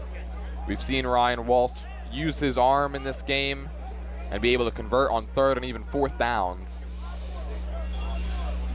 So now Avery Klingeman, the punter.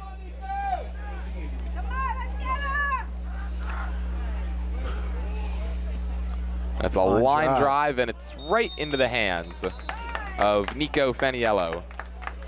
Well, that gives Steiner pretty good field position. 24-yard punt. If he could have got that to hit and bounce, that would have been a great punt. Yeah, it's those line drives. Those are the ones you want to see start rolling. Yeah, not caught at the 40. We haven't seen this in a while now, Fish. The Spartans, they have the ball. Yeah. Well, we did see it for one play in the last, at the end of the first half, but you're right. Well, Steiner hurt themselves too. Wasn't really a Hightstown defensive stop, as Steiner on a punt. Steiner let the ball hit him, bounce off him, and Hightstown recovered. Well, Isaac Pate, he's the running back. He's got 8 carries for 58 yards, 2 scores already on the day. He gets this carry, and he gets swallowed up by Jair Thompson. Jair Thompson, the top returning defensive player for Hightstown. Last season, 3.5 sacks, 9 tackles for loss, the team leading 61 total tackles and 3 forced fumbles. He accounts for half of the returning sack total on this Rams squad. Steiner moving quick. Quick throw, that's Isaiah Pate for the 2nd time today. And Isaiah Pate takes it out near the 50. That's the first completion for LaGuardia since the first play from scrimmage. Yeah, to Isaiah Pate. Well, that gets him up about a yard short of the first down. Brings up 3rd down and 1 from the 49.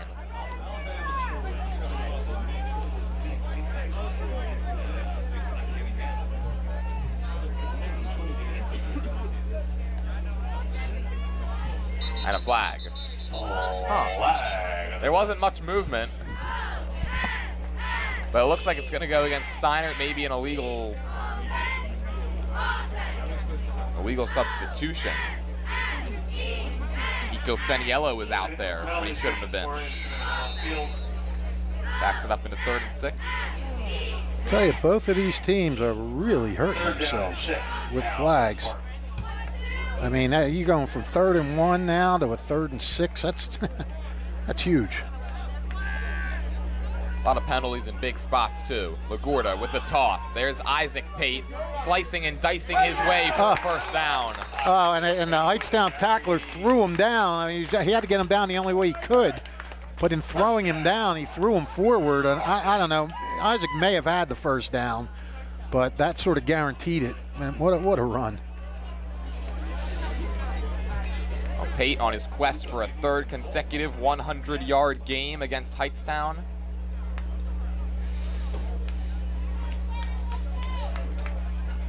He's got 9 career games of 100+. Now LaGuardia go into the air. Tight coverage.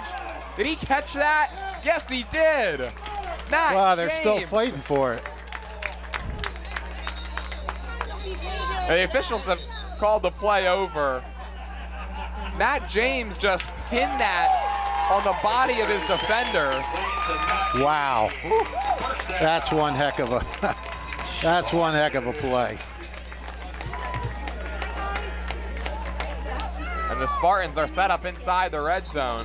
Where are they at? 40, 29? No, 19. Thank you.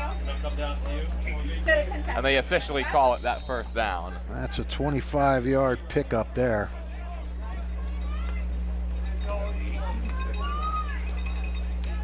Back to the air. LaGuardia, line drive throw and a diving catch made by Nico Feniello. I'm not too sure about that, but there's no replay here. No, there's not. That looked like it hit the ground. Could you imagine if there's replay? We'd be here till 4 o'clock.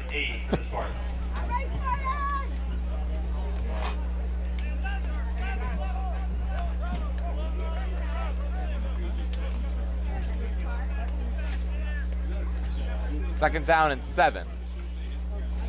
LaGuardia, quarterback keeper, straight up the gut and brought down inside the 10-yard line by Jervon Mogere.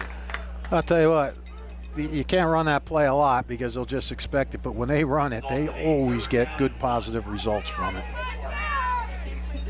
That's another 6-yard pickup. 3rd and 1, 2 down territory, of course. 4 down territory. You know what I mean. Well, it's 3rd and a yard from the 9. Just don't lose yardage here. Peyton DeBrew in the backfield. LaGuardia fakes the toss, now looking to escape. And he gets stacked up right at the 9, so no gain. And now 4th down. I don't know. Well, yeah, they're keeping him at the 10. All right. Did not lose any yardage, so that's good. Offense staying out on the field. Now you've got the reigning 12th man TD Club kicker of the week in Matt James, who could make it a 2-score ball game. I think if it was 4th and about 4, maybe they would. 4th and 1, I think you got to think with a pretty big offensive line up there that you can get 1 yard. 4th and 1. There's Isaac Pate slipping his way through for the first. Yeah. You've also got one of the top running backs in Mercer County at your disposal, too. That's exactly right.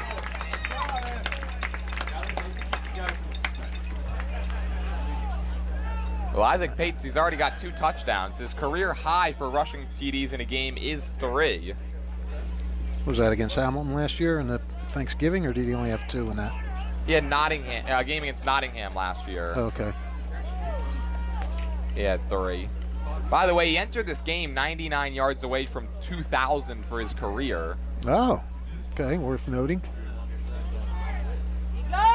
RPO style, John LaGuardia dragging defenders close to the goal line. They try to shove him across, and not quite enough. Inside the 1.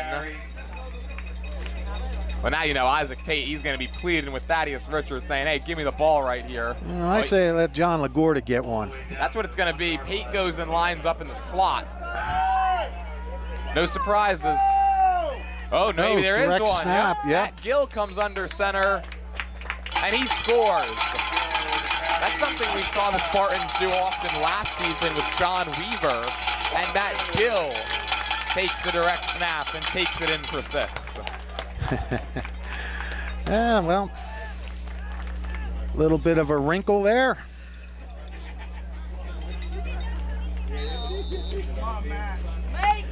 Well, that's a nice job by Steinert to try and take a little control back in this football game.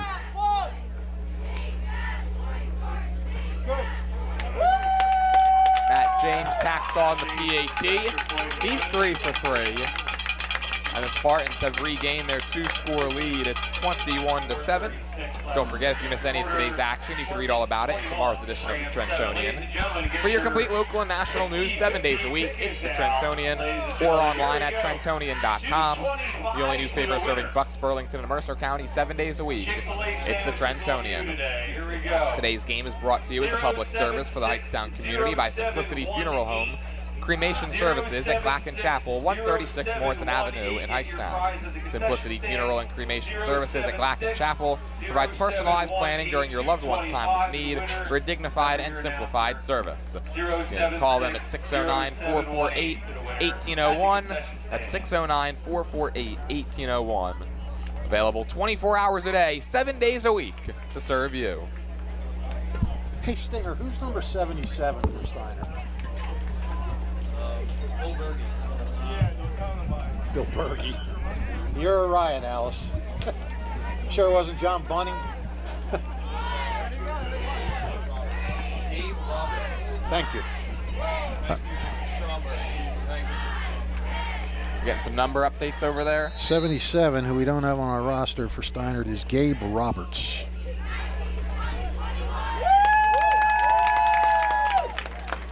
I don't see him anywhere on the roster. We pencil him in. James with a booming kickoff. Back to the 2-yard line to field it, Terrence Williams. He's dangerous. He gets the outside. Look out. And he finally gets spun down, a little shy of the 40. I love to watch guys, kickoff return guys. Good ones, I mean.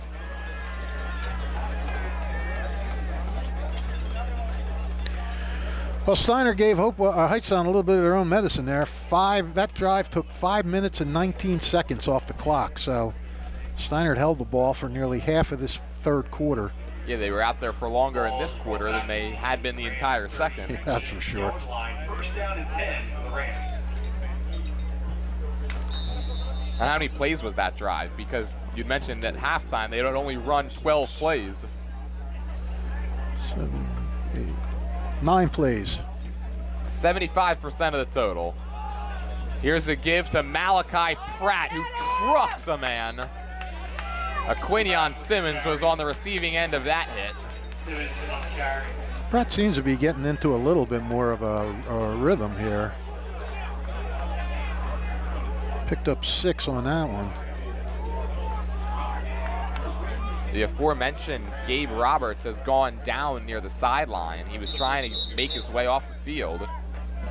They're going to tend to him. We're going to step aside. 3:58 to play third quarter. Spartans on top 21-7 here on WBCB. This is Marty Flynn, along with Joseph Stillwell. We're running for the New Jersey Assembly in LD 14. We're proud to be a sponsor of this game today between two outstanding teams. We both know that athletics and other co-curricular activities like cheerleading, band, color guard, and performing arts are a major part of student growth, school culture, family values, and understanding team commitment. As your representatives in the New Jersey Assembly, we will bring that same commitment to making New Jersey affordable again, addressing skyrocketing property tax, energy costs, and school funding. We will address Hamilton's water crisis, the proposed 60% rate increase, and most of all, the safety of the water. We'll provide the checks and balances needed. Thank you and enjoy the game. This announcement has been paid for by Friends of Flynn Stillwell 25. New Jersey is home to the best public schools in the nation. And that didn't happen by accident. It's the result of parents, educators, and communities working together year after year to give our students a world-class education, no matter the challenge. Because parents and educators know that with a shared commitment to our public schools, our children can learn, grow, and thrive. And together, we can keep New Jersey's public schools the best in the nation. There really is nothing like a home team advantage. That's why Team Toyota makes a great choice for your next vehicle purchase or service. With our MVP pricing guarantee, teammate rewards program, and streamlined customer experience, our award-winning operation ensures that you can trust our process. A home team advantage is nothing without the community. Our employees are part of our family, part of your town, and we're all part of the team. We're always here for you at one of our 3 locations in Princeton, Langhorne, and Glen Mills. Gabe Roberts was down for quite a bit, but he got up and slowly walked off. Yeah, kind of holding his stomach a little bit. Second down and 4 for Hightstown. 3:39 to play, third quarter. Walsh, quick throw, and dropped by Javian Carter. Oh, can't have that. It's like he started to run before he actually had the football. Exactly. Not like he did. He did. Had Jeff DeBrew bearing down on him, the senior. In case you're wondering how we dissect these games while we're away on breaks, we were just talking about our favorite weather. The conversation was more riveting than it sounds. Yeah, Jordan prefers it to be hot all the way through. I like a chilly football feel in the weather after a while, so you're caught up on that dynamic analysis of things. The dynamic analysis of things leads us into the 3rd and 4 play, where Ryan Rolls rolls, escapes, and gets shoved to the ground. Big hit, Matt Gill. And what great coverage by that Steinert secondary. I was looking at that, not one guy was gaining separation. At the very end, it looked like somebody got a little bit of a break, but that was at the opposite side of the field. And there was no way Walsh was going to see him. Well, chalk one up for the secondary there. That hit was like you're playing football against your younger brother in the backyard. We don't condone violence, of course, but that was the kind of hit you'll typically see in that situation. This is a low snap and now a whistle. And you can't have that. You can't have that snap hit the ground. So the ball is downed where it hit the turf. Wow.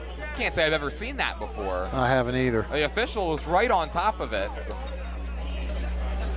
And again, for the second time today, the Spartans are going to be set up inside their own 30.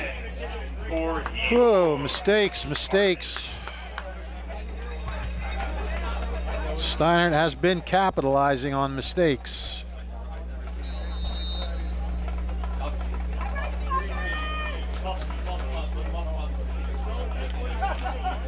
Well, good news, Gabe Roberts up and walking up and down the sideline, so that's good to see. This team trots back out now for 1st and 10 from the 28. See if Steinert goes for a jugular here on the first down play. Sometimes teams like to do that when they get a big break like this. Rolling LaGuardia across his body, complete to James again. Well, they didn't go for the jugular, but they got a pretty good chunk of yardage there. Second catch of the quarter for Matt James. That one was a lot easier because he didn't have a defender wearing him like a coat. Right. Okay, so that'll make it 2nd and 2. Now James lined up at the top of your screen opposite Javian Carter. The motion man is DeBrew. He gets the football. He's got some space. He backpedals his way for a 1st down. We've got a flag. There's extracurricular activities going on between Isaac Pate and Sincere Ryans back behind the play. Who started it? That's who the flag will be on, most likely. You never know. Sometimes they don't see the guy who starts it. They see the guy who retaliates. It's not a fair world, my friend.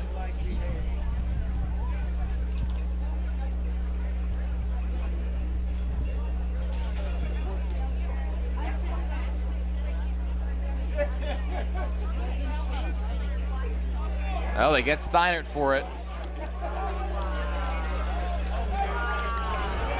So whether or not Isaac Pate started it, the official finishes it. Right. So what's this going to take him back 15, I guess? I mean, it wipes the 1st down off the board, and yeah, it'll be a 15-yard penalty. All the way back to the 33-yard line.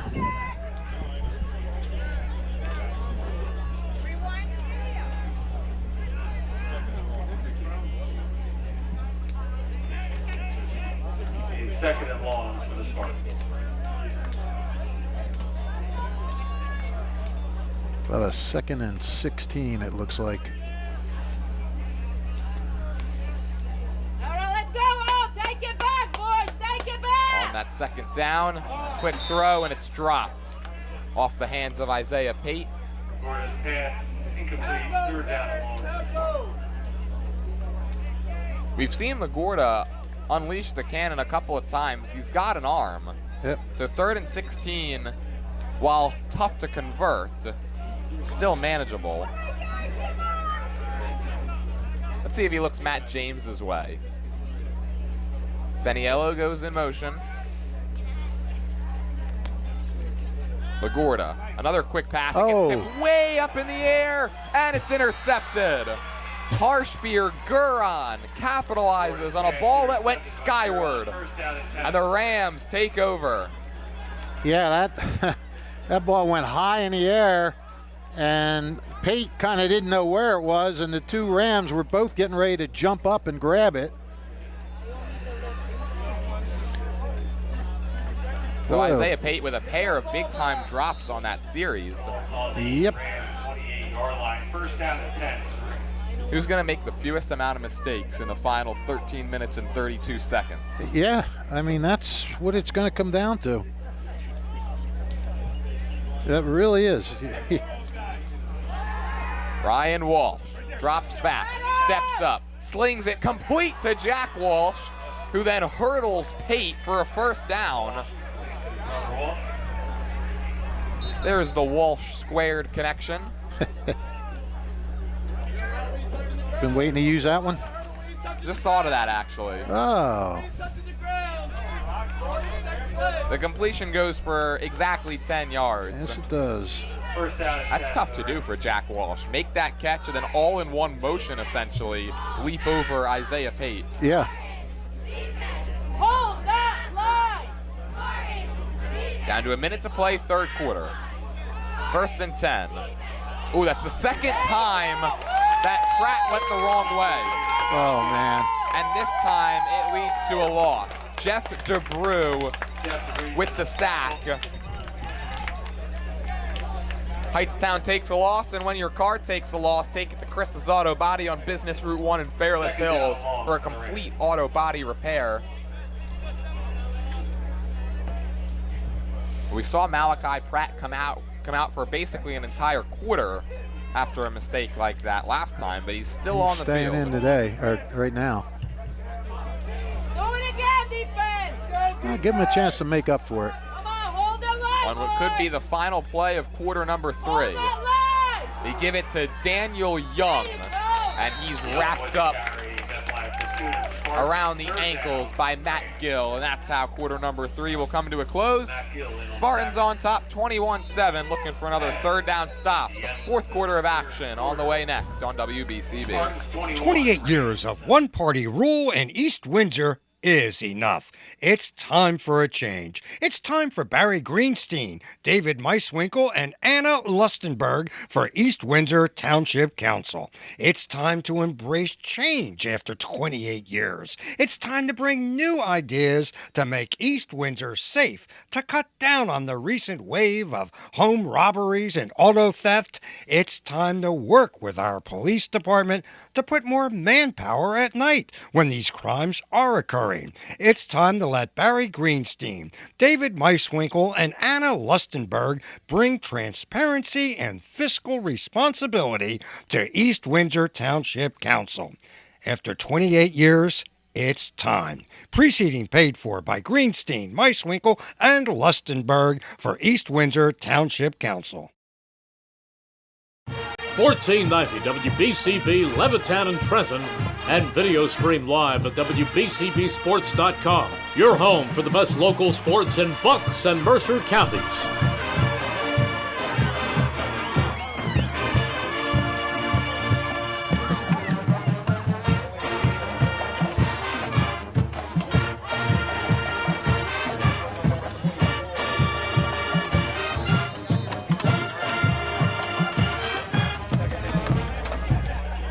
Back here from Steinert High School, Spartans on top 21-7 as we begin the fourth quarter with a 3rd and 13 for Ryan Walsh and Hightstown. Walsh has time. The pass was deflected at the line and incomplete. Joe Mel Caparway getting his big mitts on it. Knocked down by Jamel Caparway. He's big. They don't have his height listed on the roster, but he's got to be up there 6'3", 6'4". There's a reason Rutgers and Michigan State. Oh, wait, no, Joe Nalcapar, he is 6'4". He's 6', I looked it up last night. He's 6'4", about 250. There's a reason he's being recruited by those two Big Ten schools. Absolutely. And I must say, well, we got a flag here first on this punt. You must say that? I must say that. Fair catch called for and taken in by Feniello. We'll check the marker. What I was going to say is, I think I am partially rooting for him to go to Michigan State. Why is that? It's because he'd then go from the Spartans to the Spartans. He wouldn't have to. He wouldn't have to throw out any of his, T-shirts or anything like that he's gotten here at Steinert. He could just transfer him over. I see what you're saying. I'm not sure Greg Schiano would agree with that thought process, but I could see it. Going from the Spartans to the Scarlet Knights would also be interesting. Do you think Michigan State would try and use that as a recruiting pitch? Hey, look, you don't have to throw out any of your gear. They might have as a joke. You never know.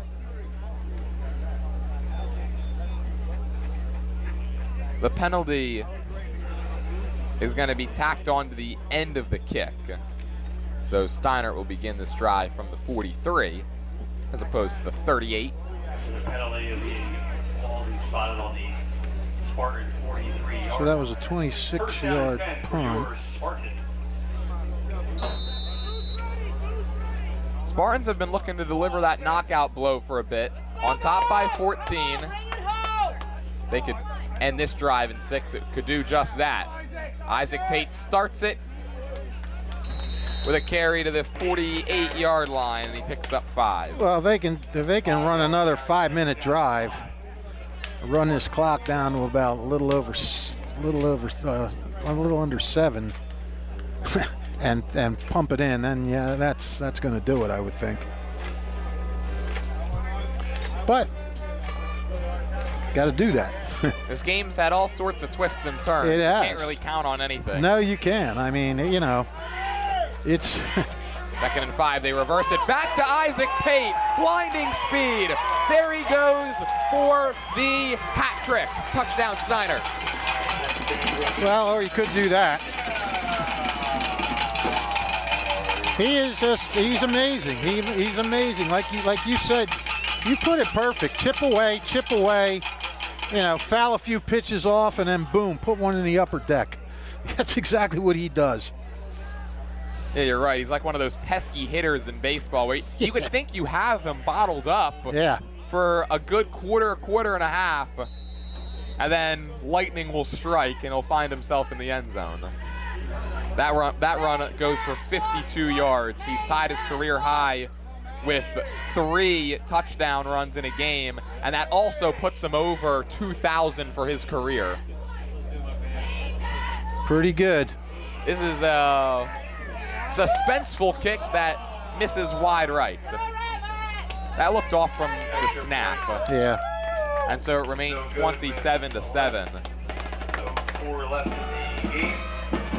Well, there's time left for the Rams, but not much. They're going to have to do something really quick now. And Steinert knows it. You know, I think Steinert's going to play a little bit of prevent here. Not to the point where you're going to give him 15 yards a pop, but you know, they're going to guard over the top, I'm sure.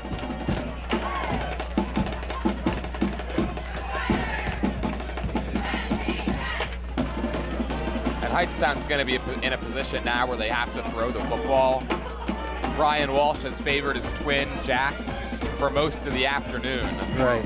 But don't forget, Daniel Young, Sincere Ryans, Javian Carter, still threats on the outside. Yeah.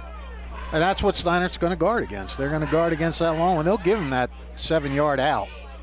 You know, let them whittle their way down the field, but they don't want them to strike quick like they just did. Let's go! Come on, Matty!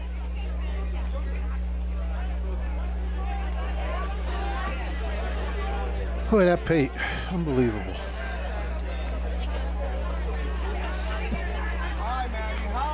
Well, that's one way to avoid mistakes on offense. Just score on one play.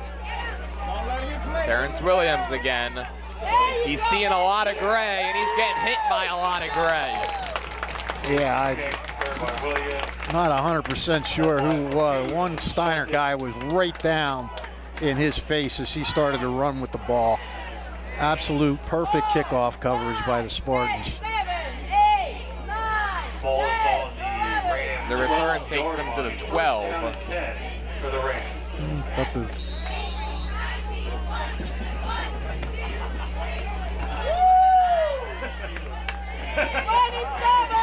well, Hightstown's got just under 11 minutes to outscore Steinert 20-0 and force overtime. Or 21-0 and win the game. Walsh fires complete. Daniel Young looking to make something happen and gets tripped up from behind by Don DeFrancis. And again, Steinert will give that all. They'll give him that all day. Make these tackles in bounds. Yep. Don't allow anyone to get behind you. That's the recipe for success over the last 10.5 minutes for the Spartans. Second and medium, another quick pass.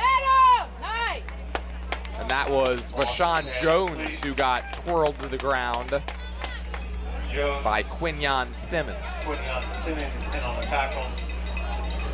And they are hurrying up now, no huddle. First down or 10. Again, a Spartan defense playing without one of their main guys, Mekhi Blackstone. Quick pass on the outside, starting to sound like a broken record. Clock still running. Did you see who caught that? Trying to make out who it was over on the sideline. I believe Javian Carter. Okay. With the catch. Mekhi Blackstone. Thaddeus Richards said it is in the realm of possibilities that he's back as early as next week. The sophomore last year, 3 interceptions, 59.5 total tackles. Both of those led the team. Ryan Walsh looking to take off, eludes one man, not another. Flag. They have a holding here on one side of the ball or the other. Jamel Kaparwe finished it off.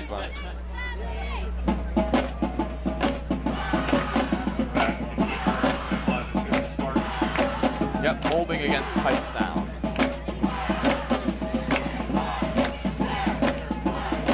Boy, Ryan Fullen and his staff must just be just so frustrated. I mean, the talent is there for this team to do some nice things. They just continue to shoot themselves in the foot. This team has a lot of star talent on it that missed good portions of last season. So they've got a bunch of upperclassmen, but maybe the experience lacking just a little bit. A lot of these guys like Jack Walsh, Javian Carter, they both missed extended periods of time last year. Walsh to the air and just thrown into the turf. Intended for Javian Carter, but it was about 5 yards shy of him. And now third down and 16.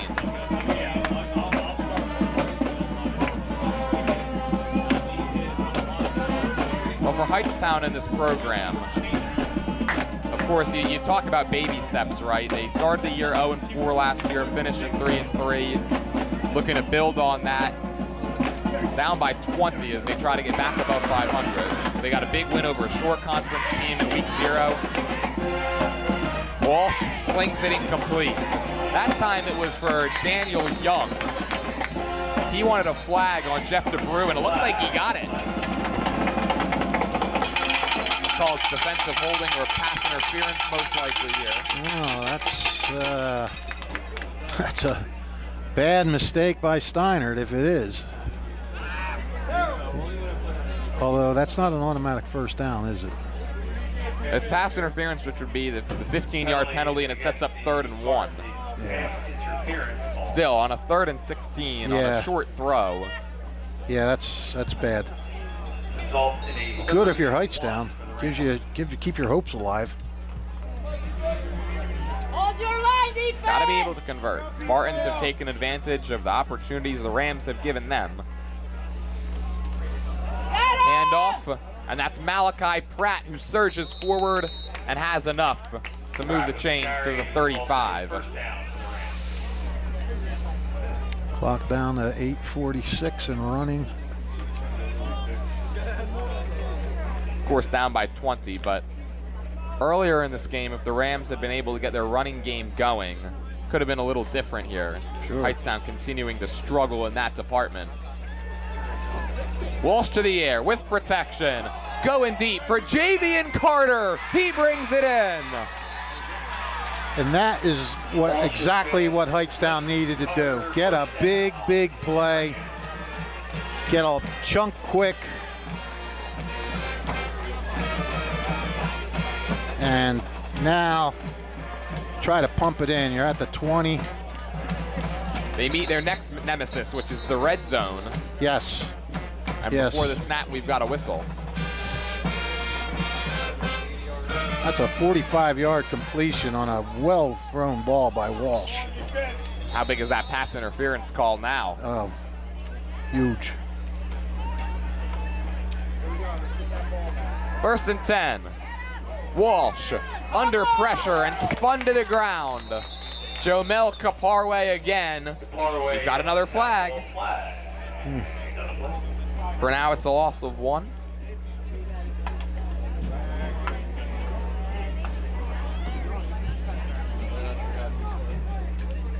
Spartans don't look too pleased. Maybe an indication as to what the call will be.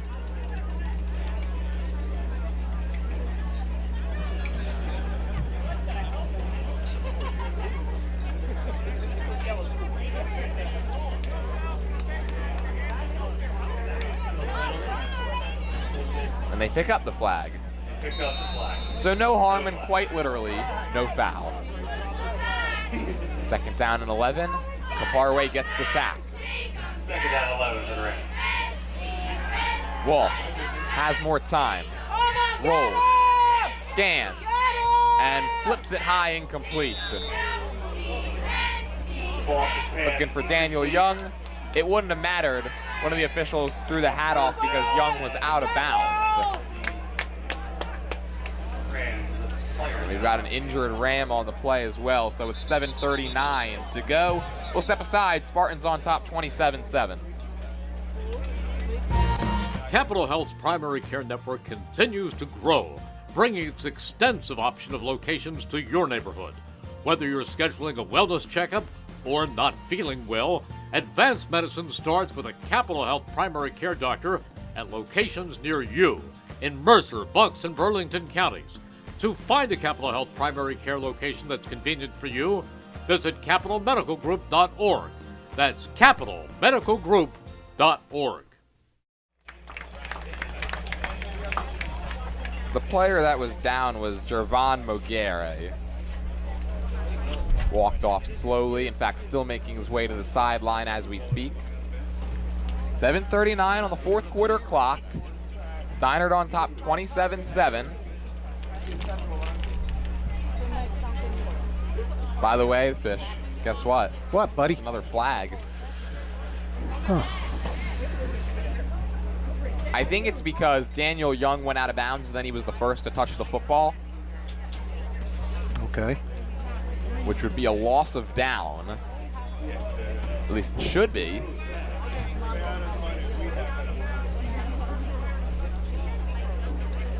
Yep. That's what he said. It's a 10-yard penalty as well. Penalties against the Well done, Jordan. player was out of bounds the first touchdown. Well, down marker says 2nd, but I believe it is 3rd. We had this play in the Sunday Night Football game last week, where a player had gone out of bounds and was the first to touch it, and it was a loss of down. I thought it was 3rd too. Actually, 15-yard penalty. Well, it says 2nd and 26, so I guess it's different here than in the NFL. Walsh pump fakes, now going deep and nobody home. Walsh's pass incomplete, now it's 3rd down. He was going after Trevor Thompson that time, the first time we've called his name. Thompson, the backup quarterback, who was also used in the receiving game. And now 3rd and 26. Okay, my score sheet's getting all messed up here.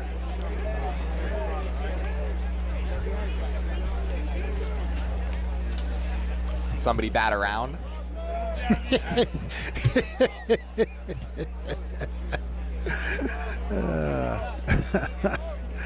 have to jump over to the next inning, perhaps? Looks like it, yeah. 3rd and 26. Ryan Walsh slings it in the middle of the field. It's Javian Carter. How does Steiner let that guy get that wide open? And now Carter's got 2 big catches on this drive. Maybe the goal for Hightstown is to just play in 3rd and 20s and 4th and 20s the whole game. That's where they've had their most success. I guess, but man, how did that happen? Back into the red zone. Walsh to his brother Jack, looking to get around his man, and he does, taking it in for 6. And for the 2nd time today, Walsh squared. Has put up 6. It's 27-13. Wait, that was Jack Walsh? Correct. All right. I'm telling you, I'm scrambling here. Well, Hightstown, they desperately needed that, and they got it. I mean, that third down play on 3rd and 26. I mean, they've 2 of their touchdown drives they've converted on 3rd and 26 and 4th and 22.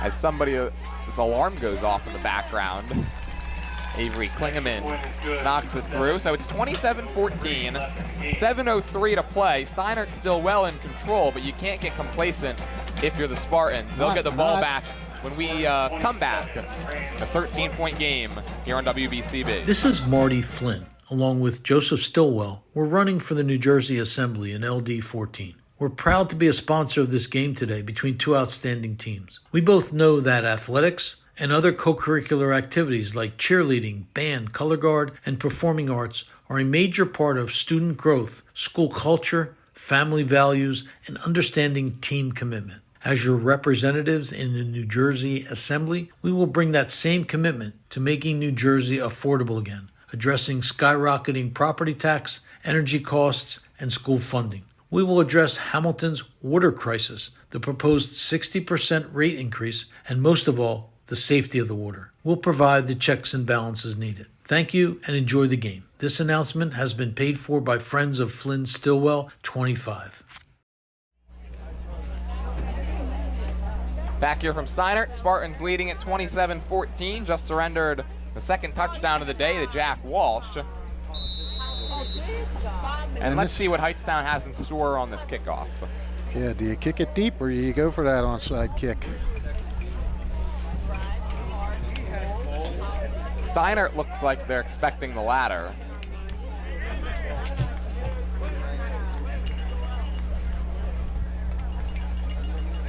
Wait a minute, we got to make sure everything's in place down there at the 40.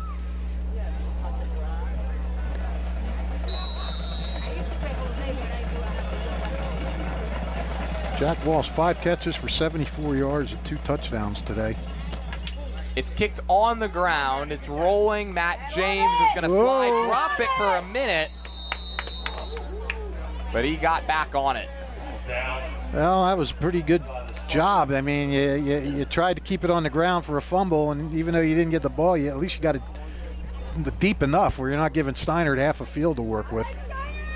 And now down by 2 scores. The defense for Hightstown has to make quick work. Yeah. And if you're Steinert, you know you're just going to feed it to Isaac Pate. Yeah. So how do the Rams combat it? Come on! Come on! Bring it home!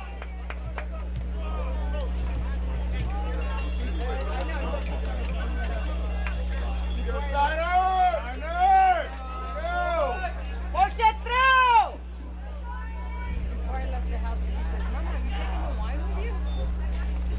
First down, LaGuardia, quarterback keeper. The element of surprise takes him close to the 30. Good job! Let's go! To the 29, a pickup of 6. 6-yard carry, 2nd down and 4 for the Spartans. You're right, Fish. There are only specific times where Steinert elects to go to that play. They seem to do it in the red zone. Whenever they're assuming their opponent is like, oh yeah, it's going to Isaac Pate here. Right. That's where LaGuardia takes off. And now the Spartans can run some clock. Oh yeah, you're going to see some long snap counts. Pate in motion. LaGuardia to the air. Real big element of surprise. Isaiah Pate can't bring it down. Surprised that they decided to go to the air there on second down? Very surprised. And a nice job. I think they were going for the element of surprise there. And nice job by Hightstown to stay with it. That wasn't a badly thrown ball. I mean, yeah, I am surprised. So the clock stops, and now the Spartans need a conversion. 3rd and 4. All reliable. Isaac Pate, he's got the first. And the little guy is carrying the big defenders across the 45. I guess you figure you could take that shot on 2nd down because you've got Isaac Pate there for 3rd. Yeah. He is sort of money in the bank, isn't he? Whenever you need a big play out of him, he delivers. He's eclipsed 2,000 yards for his career in this game. It's his 10th career 100-plus yard game on the ground. He's tied a career high with 3 rushing touchdowns. 4 is in reach. First and 10. There's Isaac Pate twirling his way into Hightstown territory.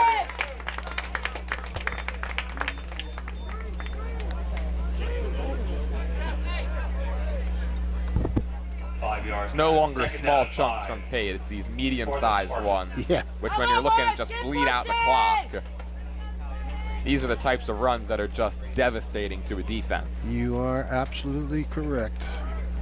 Because that clock just keeps ticking and they just keep taking their time. Pate up to 139 yards now.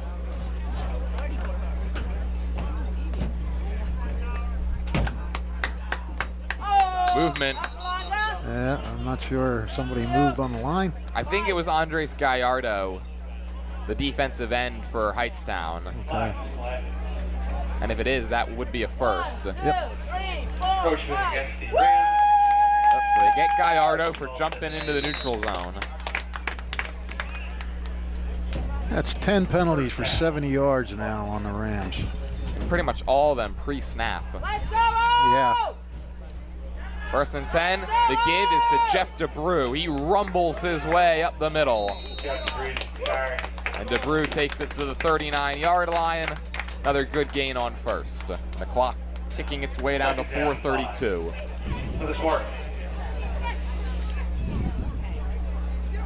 The Spartans looking to make it 3 consecutive wins over Hightstown after they had lost the previous 3. Hightstown, they haven't lost a regular season game on this field since 2014. So that in jeopardy as well.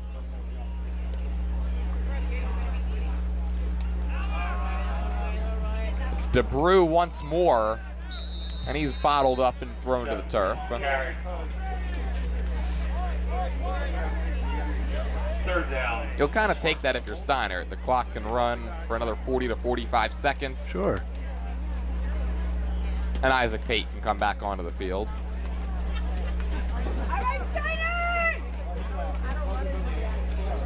Barring anything unforeseen over the final 3:38, Isaac Pate going to be the player of the game.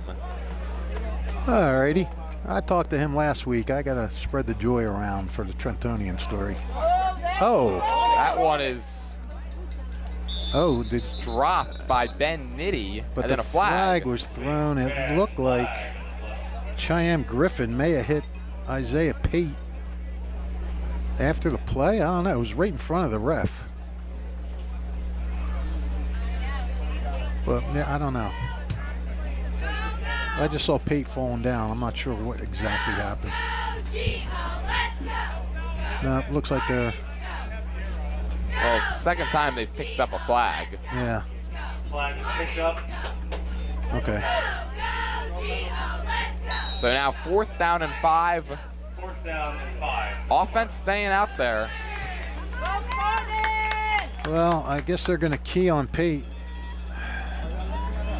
That's the thing. Do you give it to him now, knowing that they're going to be keying on him? Wonder if this is one of those times they'll break out the RPO with Laporta. Yes, I just going to say that. Fake the Pate and him take it up the middle. You figure they got to be looking for that by now. As many times as they've run it. I mean, not a lot, but enough to know that's a go-to. Well, Steinert wants to talk it over, so we'll step aside. 4th and 5 when we come back. 3:28 to play, 4th quarter. 28 years of one-party rule in East Windsor is enough. It's time for a change. It's time for Barry Greenstein, David Meiswinkle, and Anna Lustenberg for East Windsor Township Council. It's time to embrace change after 28 years. It's time to bring new ideas to make East Windsor safe, to cut down on the recent wave of home robberies and auto theft. It's time to work with our police department to put more manpower at night when these crimes are occurring. It's time to let Barry Greenstein, David Meiswinkle, and Anna Lustenberg bring transparency and fiscal responsibility to East Windsor Township Council. After 28 years, It's time. Preceding paid for by Greenstein, Meiswinkle, and Lustenberg for East Windsor Township Council.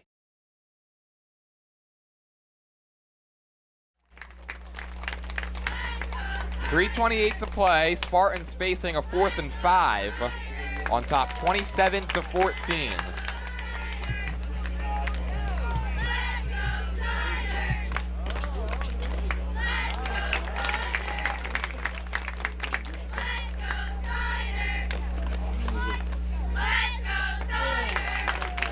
They're going to toss it to the outside. Isaac Pate has room. He's got a first. He's squeezing his way through defenders to the 25, adding on to what's been a career day.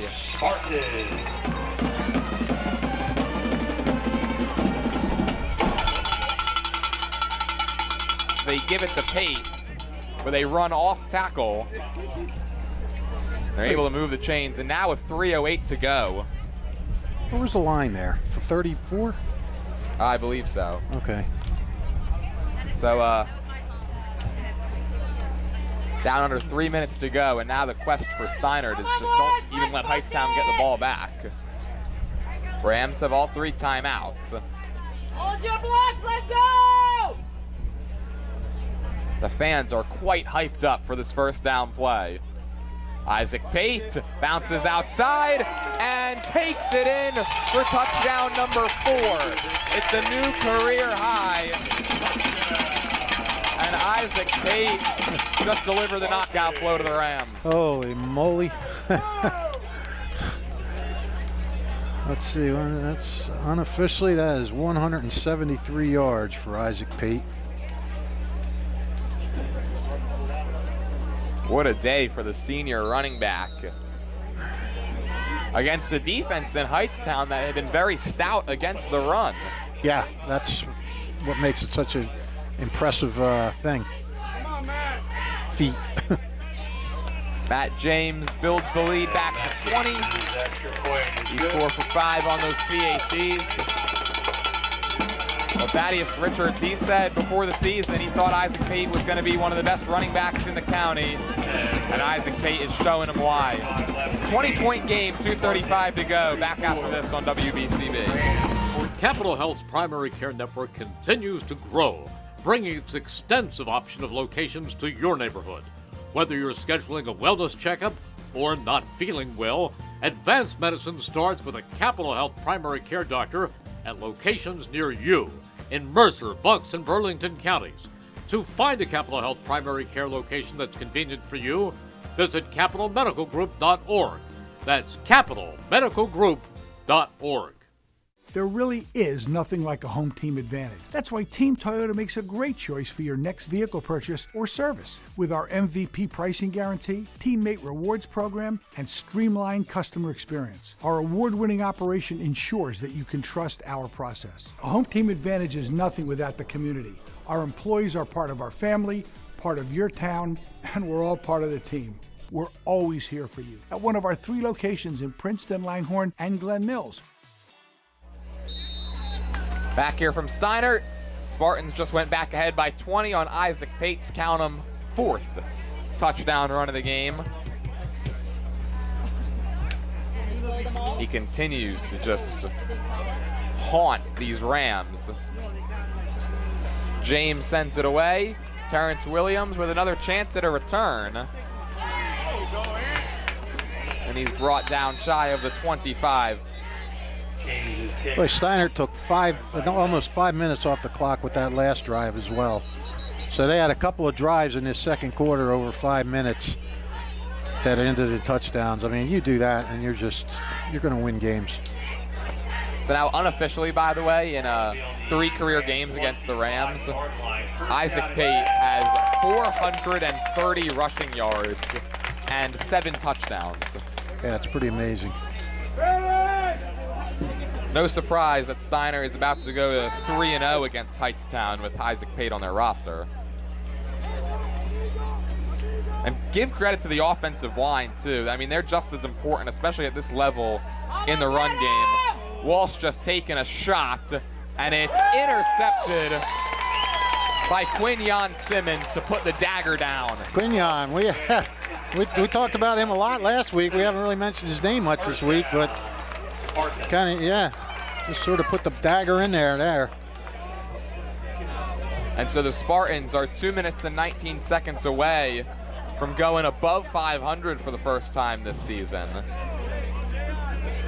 We talked about it on our show Friday Night Hype, right, Fish? At the beginning of this season, we expected the Spartans to be one of those teams to make a leap in the Capital Division. If they keep putting up numbers like this, we're going to be proved right, and that's always a good thing. Yeah, I suppose you're right. How about this, though? Both our games of the week, yours and mine, it looks like it's going to be an identical final score of 34-14. Not games of the week. Didn't have, as far as how the games played out, they were not games of the week. Steinert has brought some of their backups in. Yep. I guess I will wander down to the field and see who I can grab down there. Spartans just going to let some more clock run down. Second down. I think what I'm going to do, well, I'm not going to tell you what I'm going to do. I'll just do it. That'd be more element of surprise. By the way, it was J.J. Pachanico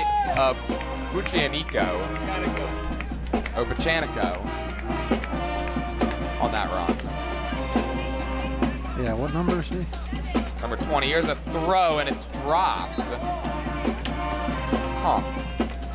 After Christian Bowden. Second. Third down. Yeah, Longoria today, 5 for 12 with an interception, 56 yards. Steinert's touchdowns all on the ground.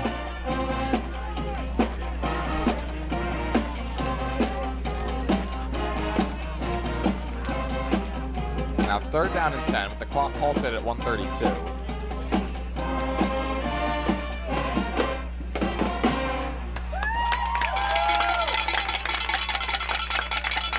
Pachanico gets the handoff, gets pushed back. Be a loss of a yard. Pachanico with the carry. But bring up fourth down. The clock will continue to run. Spartans are going to hand Hightstown their second consecutive loss. 3 consecutive wins now for Steinert over the Rams, as the Spartans are going to improve to 2-1 on the season. First loss for Hightstown on this field in the regular season, at least, since 2014. Wow. It's been nearly 11 years. Now, have they played 11 times during that time, or? Oh, they've not. Yeah, sometimes those stats can be a little skewed. Like that time where Trenton beat Allentown for the first time in 20 years, or whoever it was. Somebody beat Allentown first time, and they'd only played 4 times. Well, Thaddeus Richards, he runs the play clock down to 1 and uses a timeout. All right, I will see you down on the field, my friend. All right, while Fish wanders down, well, I guess while Fish swims his way down to the field. Actually, But we've got to step aside here with 32 seconds left. Steinert on top by 20. Hi, I'm Merrill Reese. Kessel Dermatology offers top-of-the-line medical-grade skincare products manufactured in the USA. They're tested and developed by a team of board-certified dermatology experts, and they come with a 30-day money-back guarantee. Take care of your skin. Schedule an appointment with Kessel Dermatology.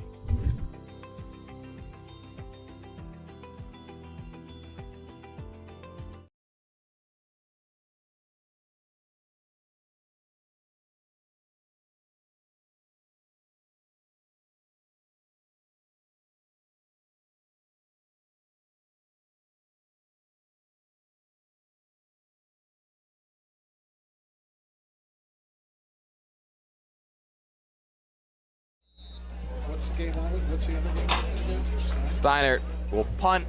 It's 32 seconds, all that remains. Here is James. Another good-looking boot. And a return by Javian Carter this time to the 35. Change his spot, turned by Carter. For the Rams, just too many mistakes in this one. Fell behind 14-0 in the first quarter. Cut that deficit in half going into the break. And then the Spartans, their defense played very well to begin the second half. Offense took over. Isaac Pate, 4 touchdowns, 173 yards on the ground, eclipsing the 2,000-yard mark for his career as well. His 10th career game of 100 or more yards. And he's 3 for 3 in that department this season. And this game's gonna finish, it looks like, yep, with a give to Malachi Pratt. He's got the first. Clock's at 15 seconds. Pratt with the carry, first down, Rams. See if Hightstown wants to run another play. Clock's down to 7, now 6. And just for good measure, they'll put it in the chest of Pratt once again. And that's how this one comes to a close. The Steinert Spartans go over 500 for the first time this year with a 34-14 win over the Hightstown Rams. Steinert wins their Capital Division opener. They're 1-0 in divisional play. Hightstown falls to 0-1. Thank you to our sponsors who made portions of today's game possible: WBCB, Rear Restaurant Team Toyota, the New Jersey Education Association, Friends of Flynn Stillwell 25, Saul Funeral Homes, Kessel Dermatology, Haldeman Ford, the Capital Health System, Greenstein, Meiswinkle, and Lustenberg, Hamilton Township Education Association, Saul Funeral Homes, Hyundai of Trenton, Hamilton Township Division of Health, the Italian People's Bakery, the Trentonian, Chris's Auto Body and Simplicity Funeral Home. Steinert wins it 34-14. Isaac Pate, he's our Italian People's Bakery Player of the Game. You can find that interview shortly following the conclusion of this broadcast on our YouTube Shorts page and on Instagram at WBCB_SN. One final time for the entire crew. Aaron Bennett, he did the camera work. Brianne O'Neill, she produced today's stream. From my broadcast partner, Rich Fisher, I'm Jordan Hirsch, saying thank you for watching and have a great weekend, everybody. This is Marty Flynn, along with Joseph Stillwell. We're running for the New Jersey Assembly in LD 14. We're proud to be a sponsor of this game today between two outstanding teams. We both know that athletics and other co-curricular activities like cheerleading, band, color guard, and performing arts are a major part of student growth, school culture, family values, and understanding team commitment. As your representatives in the New Jersey Assembly, we will bring that same commitment to making New Jersey affordable again, addressing skyrocketing property tax, energy costs, and school funding. We will address Hamilton's water crisis, the proposed 60% rate increase, and most of all, the safety of the water. We'll provide the checks and balances needed. Thank you and enjoy the game. This announcement has been paid for by Friends of Flynn Stillwell 25. 28 years of one-party rule in East Windsor is enough. It's time for a change. It's time for Barry Greenstein, David Meiswinkle, and Anna Lustenberg for East Windsor Township Council. It's time to embrace change after 28 years. It's time to bring new ideas to make East Windsor safe, to cut down on the recent wave of home robberies and auto theft. It's time to work with our police department to put more manpower at night when these crimes are occurring. It's time to let Barry Greenstein, David Meiswinkle, and Anna Lustenberg bring transparency and fiscal responsibility to East Windsor Township Council. After 28 years, it's time. Preceding paid for by Greenstein, Meiswinkle, and Lustenberg for East Windsor Township Council.